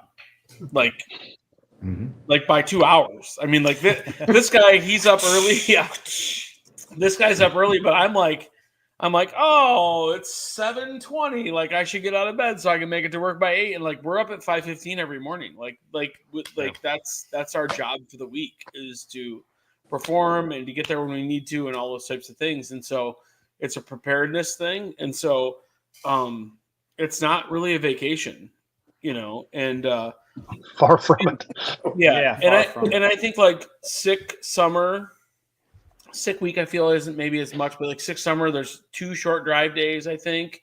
And so that's nice because like you do the what's the town that we've gone to that kind of shuts the town down for us and stuff, and they do a party, and those short drive days were Rock Falls. Yeah. So when you have like 125 or 140 mile drive day, it's like, cool. I can, even if I leave the track at 3 o'clock, I'm getting there by 6:30 to Brian's point. And like, it helps so much because you feel like you can have, thanks Derek. It feels like you can have a couple hours of like chill time before it's like, I need to go to bed. I need to get back into my routine and my regimen, because, it's no different than the car goes down the track. We try and be as consistent as we can with our routine. And that's probably the engineer in me and the OCD in him. And that's just how we roll. And the other people on the screen right now are nodding their heads because they're thinking the same thing, right? It's just, you're no different than Dustin and I. We're pretty regimented. We want to get to sleep. If you ever notice, we're actually not early to the track. we try to take a little bit more time in the morning to get into things and not rush to the track and sit in line and all that kind of stuff. We wait till the line's gone and we'll get there later. But I mean, it's a grind. Drag week, I don't think is conducive to the parking lot parties and good times as some of the other events are. And a lot of it depends on the class you're running as well. If you're running our class and you want to place good, you're going to have to work at it, and that means on and off the track and between tracks and everything else. So you got to be fresh, you got to be focused, and you got to be ready, you got to be alert. Right. So what I'm hearing is a 12-second car that's not going to be in any competitive in any class would be fun. That would be the way to go. You just got a woman done in 850. That's all. You could have fun with that. Right, Mark Campbell. Yeah. Yeah. 2 days in a row. I had both sides of the thing. I had several one and dones, and I also had several run the wheels off of it until it wouldn't run anymore, and fix it and repair it and drive till midnight and whatever. So, because it can happen both ways real quick. Sometimes on the same event. Mark, what time did you guys get out of there the second day? It was like 9:30 or something, right? In Indy, we were leaving and people were pulling in. I mean, it was crazy because I think they switched up the run order or something that day too, and I think we were the first ones out. And so we made a run at like 9:00 and went a 50 with a 5 or whatever, and pulled back in, and we're like, all right, swap the tires over and put the trailer on it, and we're driving out, and everybody's looking at us like, where are you guys going? We're like, we're done. We're gonna I think we got to the next place at like 2:00 in the afternoon or something like that. Like, I mean, it was crazy. We went and had made our dinner that night. pass at 2:00 that afternoon. Yeah. Brian's like, he's like, they went one and done twice. Like, what is that? Like, dude, he's like, where is that in our program? Yeah, I remember that conversation with Brian too, because I mean, I told Mark before, I said, man, you had us scratching our heads, because like, holy shit, dude, goes in. Yeah, how many of us on 2 this days in a row podcast have made 7 runs and then turned in our first pass of the day? Oh. At like an 852. Cool. We're the only ones. Yeah, like an 852 that you ran, and then you couldn't do better, and ended up turning that pass in after it's 3:00. Yeah, over here. Yeah. How many passes? We're good for 7 passes at Indy too. So Indy's our nemesis. Indy's been tough on us. So 2 years Indy's ago, our nemesis. Yeah. 2 or 3 years ago at Indy, we made 6 passes, I think. Yep. It was the last year before we started pulling a trailer. So we had the little buggy carrier thing. And at the end of the day, I was this red. It was red as my shirt, actually, because I had been out in the sun all day long. Yep. And the car went like a 51 with an 8 near the end of the day. And like Loans knows Brian from Land Speed Racing. And so we're like hot lapping the car, right? And so Brian, at that point, we were carrying extra weight and we were filling stuff. And Brian's like, we don't have time to change the tune-up. Like, let's just pull some weight out of it, right? So we pull like 10 pounds out of the car. So the car goes 51 with a 6 or something like that. We pull 10 pounds out of it, and it goes a 49 with a 2 or something like that. And it's like, throw it away. We're done. And we literally turned in like this 51 with a 2. It was the first pass of the day. It was 8 hours ago. Yeah. Oh, I mean, there was downtime and stuff like that, and I'm as red as this shirt, and so is Brian. I've had 1 water, a Mountain Dew, and a hot dog to eat all day. Like that has been my caloric intake, and it was it was a nightmare. And Brian's like, we're turning the first pass, aren't we? I'm like, yep. That's like the toughest ones to swallow. Yeah. You don't know. We didn't have a good pass to the last pass that day because we were right there with you in the staging lanes on like pass 6 or 7. Yeah. And we hadn't had a good pass all day. I mean, in the 52s, I think we finally got one at the very end. It was just lucky. Yep. But I don't know what it is about Indy, but we've been there twice and have really struggled with that track and had great runs the day before and the day after at the other tracks. But you get to Indy and you chase the thing. You chase the car quite a bit. Yeah, and you'd expect an NHRA national event track would be wouldn't do that.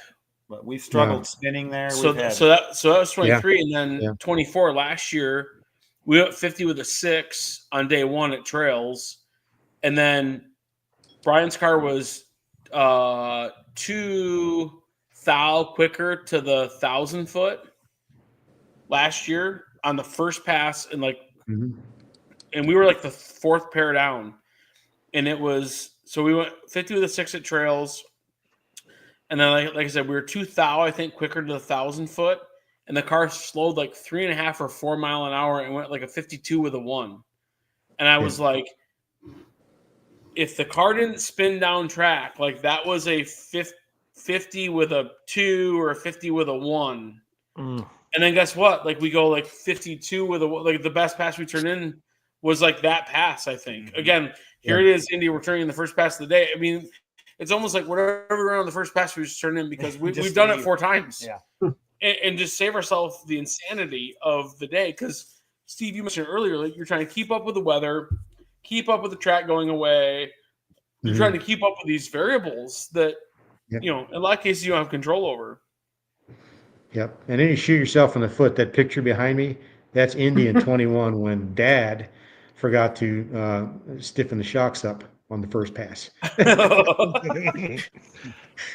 We had just run the perfect number the day before at Byron, and I came in with the same exact tune-up, and we got there, and even though we have a checkoff sheet in the trunk, you know, we always ask each other, did you go down the sheet? And but we didn't, and I forgot to reset the shocks, and that thing lifted. And that's actually, it was probably a foot higher than that at 300 feet. Oh yeah, carrying away out there. And he's manually shifting that car too, so it didn't have an air shifter in it at the time either. So it was way out there. And then the rest of the day was a train wreck. We couldn't figure out what was going on. You know, why did it do that? Maybe it's the track is that good or whatever. So I'm changing the tune-up, not thinking that I didn't mess with the shocks. So we made like 2 other passes, and I realized, oh crap, you know, I didn't get the shocks set, and then so we reset the shocks, and then of course you're in the afternoon weather, and it's a train wreck from there. So it's greasy. Yeah, that's where the discipline of the routine comes in, and then we've got that checkoff sheet now, and both of us go down it because we turn the car around really fast because, like I told you, you'll see us come in later than anybody else, and we'll park in the back for you. It doesn't matter because we're going to park in the staging lanes all day. Our trailer's really nothing for us. And, you know, so we try to turn around fast, and it's easy to miss something. So we follow a really tight routine, and it works. What was the move going to like Steve and Dustin? Did y'all ever drive without a trailer? No, we had a small Harbor Freight trailer with a couple fuel jugs and our tires on it, but no, we never had without a trailer.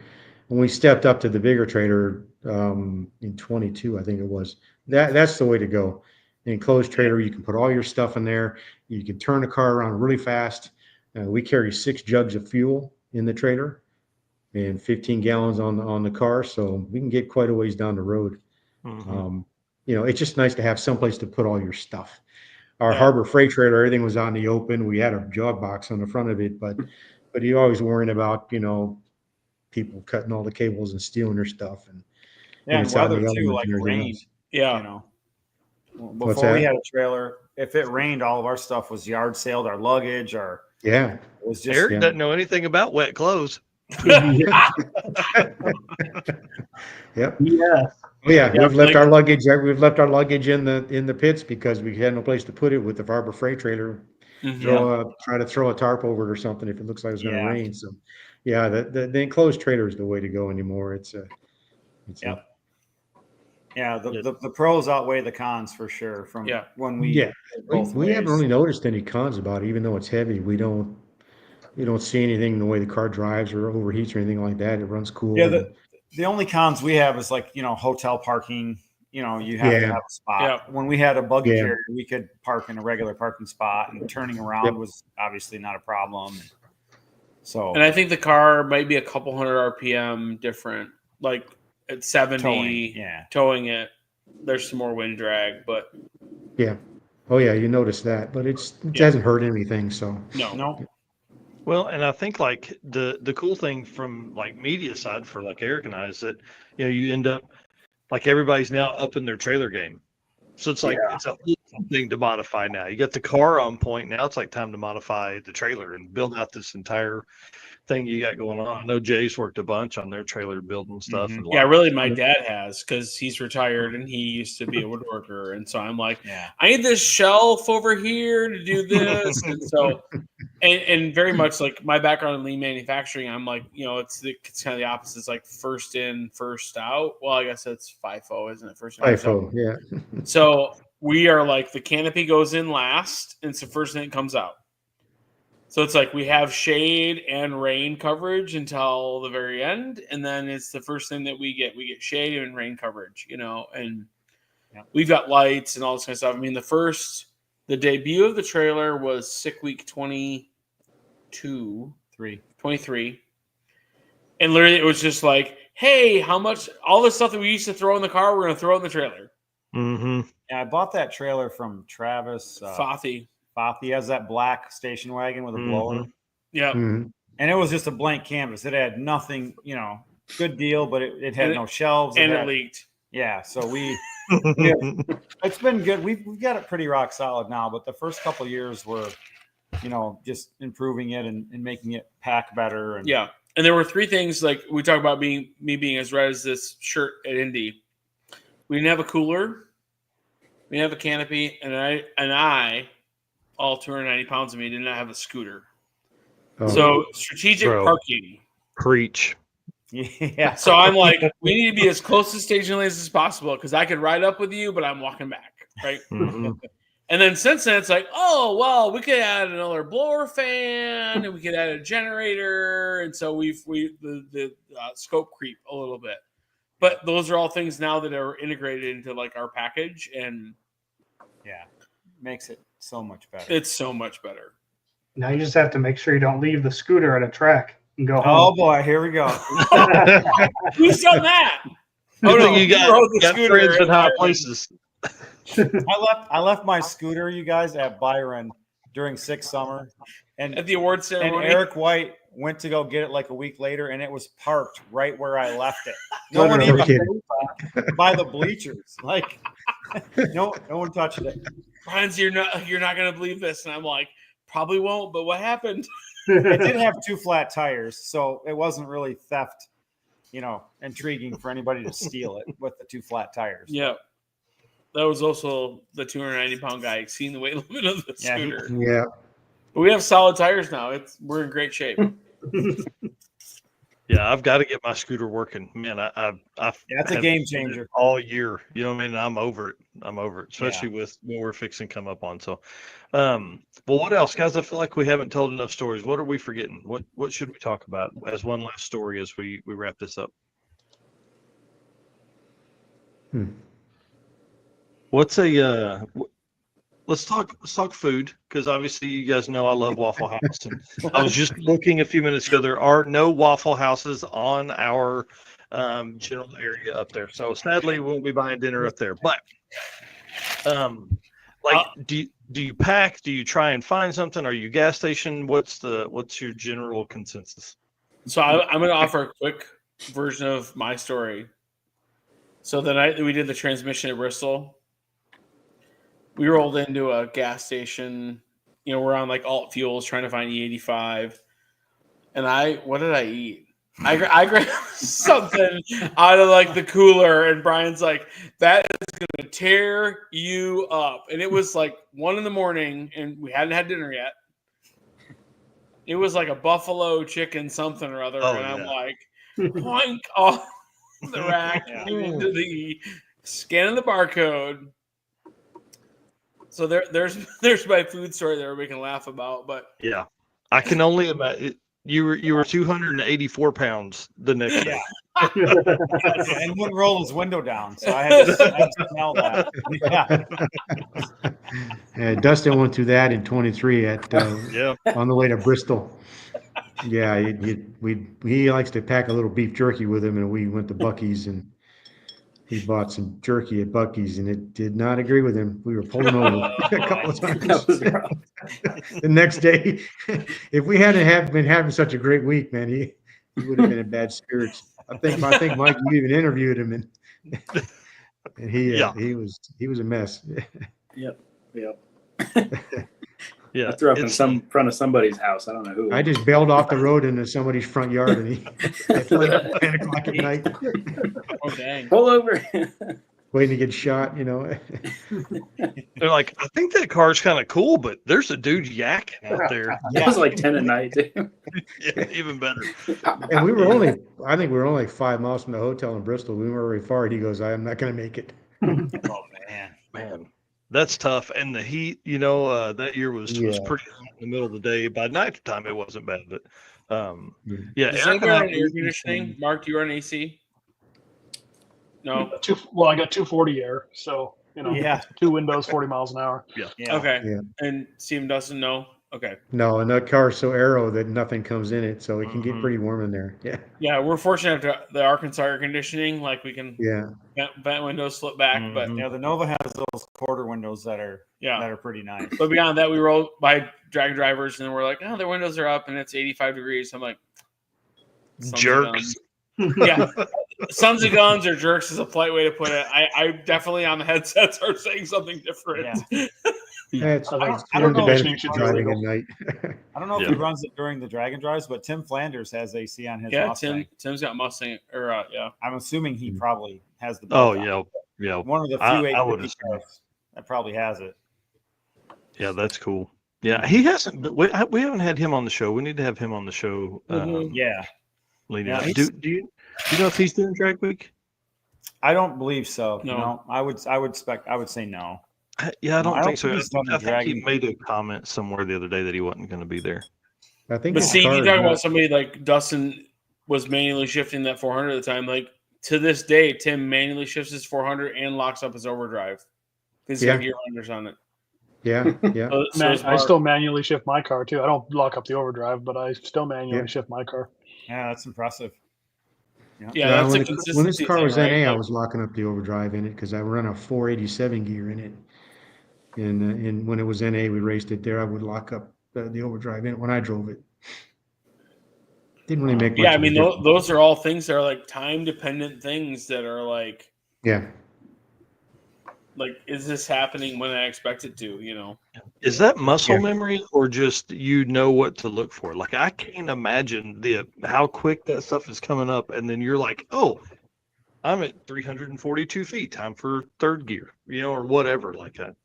Yeah, I find myself. I mean, I got a shift light and everything like that in the car, but honestly, after you make enough runs, you just you're listening to it and you're putting it in there, and that's what I think too. Yeah. Jonathan Snowcyber talking about he can have his windows down. It'd be 40 degrees and it's still hot in that car. It's an oven. Race car go. It's so loud. It was so loud. Now, what's his name? John Doherty has the exhaust on his big block Nova. And, man, no way I want to ride in that stuff. That's what's cool to me about like small block power adders. Like a lot of times, it's a turbo, small block. Like it's not some crazy naturally aspirated, got to have an inch of lift to do what you do, Mm-hmm. Yeah, turbos worth that. So the next question is, why do we not see more nitrous cars? And then we'll finish the show up in this class. Oh, I mean, I think it's consistency. Yeah, I mean, I think it'd be really hard to dial a nitrous car in. Yeah, I mean, I think you can make them consistent, but the engine, the way that it has to be designed, specifically around compression ratio, camshaft design, stuff like that, it's way less conducive to being able to drive, nicely. I think it's the drivability piece too. Yep. Yeah, absolutely. I mean, because typically, I've had some nitrous cars over the years, and I mean, you can dial them in pretty tight. I mean, we used to run a lot of super small tire stuff, like 26.85 tire, 8th mile stuff, and my car at that time it'd go 490s, 50s on the 26.85 tire, and I mean, we could just rinse and repeat within 100th every single time down the racetrack as long as we didn't do something dumb. But the downside is you got typically a lot larger camshaft, more lift, more duration. It's harder on valve springs. It's, typically a higher compression too, because I mean, nitrous definitely wants a little more compression. Certainly, if you're starting to lean on it harder. So yeah, that's certainly why turbo stuff is nice, because it's, I mean, like the cam in my car, it's like 230 degrees at 50, and it's got just a little over 600 lift. So, I mean, it's not a big camshaft, and it just, especially in a 427 cubic inch engine, I mean, that's a pretty small cam. And I mean, like Steve said earlier, shift the thing at 65, 6,700 RPM, just don't have to rev it up. Now, it will make more power if, you know, my combination, at least anyways, because of the turbos.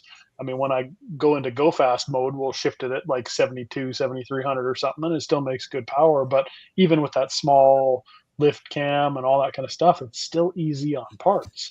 Right. So I think that's the big difference between a nitrous deal and a turbocharged deal. And I'd agree. Like, I think that you can drive the consistency back down by having nitrous, where atmospheric stuff doesn't matter, because I'm getting back to this point. Like, I'm spraying enough to get back to here, but like the longevity of that engine on the street, I think, is the problematic piece of it. Yep. Because somebody says I have to run 110 all the time, you know, or something thereabouts. I mean, I think you have to like partner nitrous power adder cars with NA cars, and then look at the failure modes in the NA cars that want to try and make the trip, and it's similar. Interesting.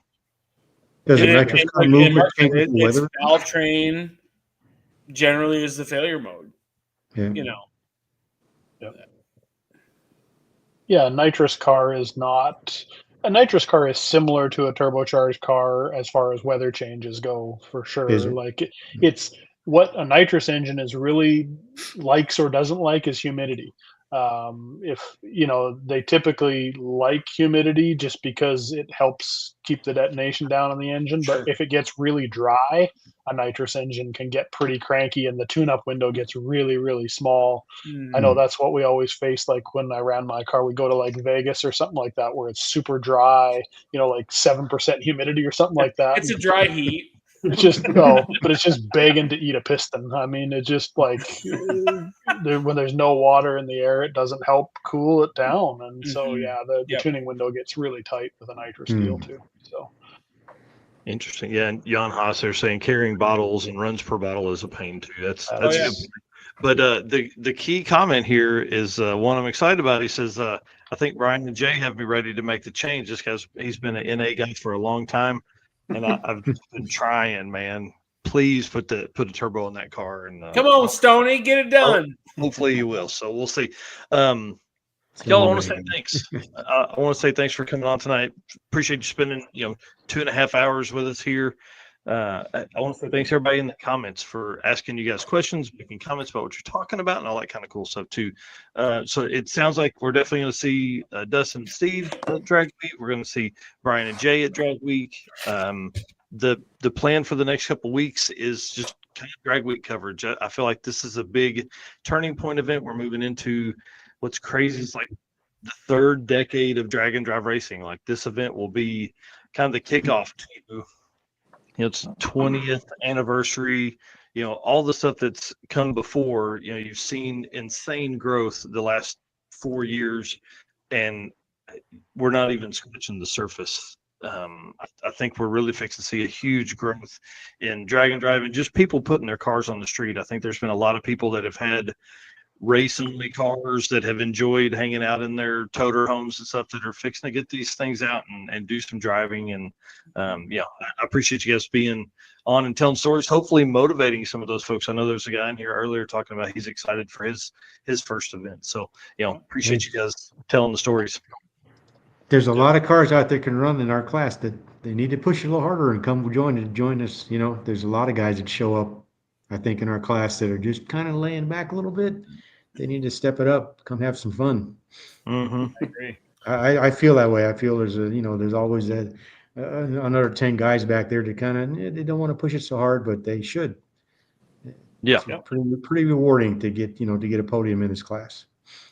Well, yeah, especially at Drag Week. I mean, it's been this class has been very competitive the last several years, but it's going to be real tight now because there's only one 850 class at Drag Week. Really, and I guess there's 4, let's see. Yeah, big block and small block. So I mean, there's a lot that goes on, but this class here, I love it. Y'all know I do, and can't wait to hang out. So, All right. all right, Awesome. yep, we're gonna throw you guys backstage. Hang out for just a minute. Let us finish the show up, and then we'll talk backstage for probably another 20 or 30 minutes. So, all right, thanks Or again, guys. 50 or 60. Thank but- you. Awesome, dude. What a great night, man. This was a ton of fun. And again, I appreciate those guys. And stay here, Dustin. Where the hell is Dustin on the screen here? Sorry, I'm trying to take you off. All right. Anyways, thanks a bunch, guys. We appreciate it. The next episode is going to be crazy. We have Jim Greenleaf and Tommy Dupree of Summit Racing are going to be on.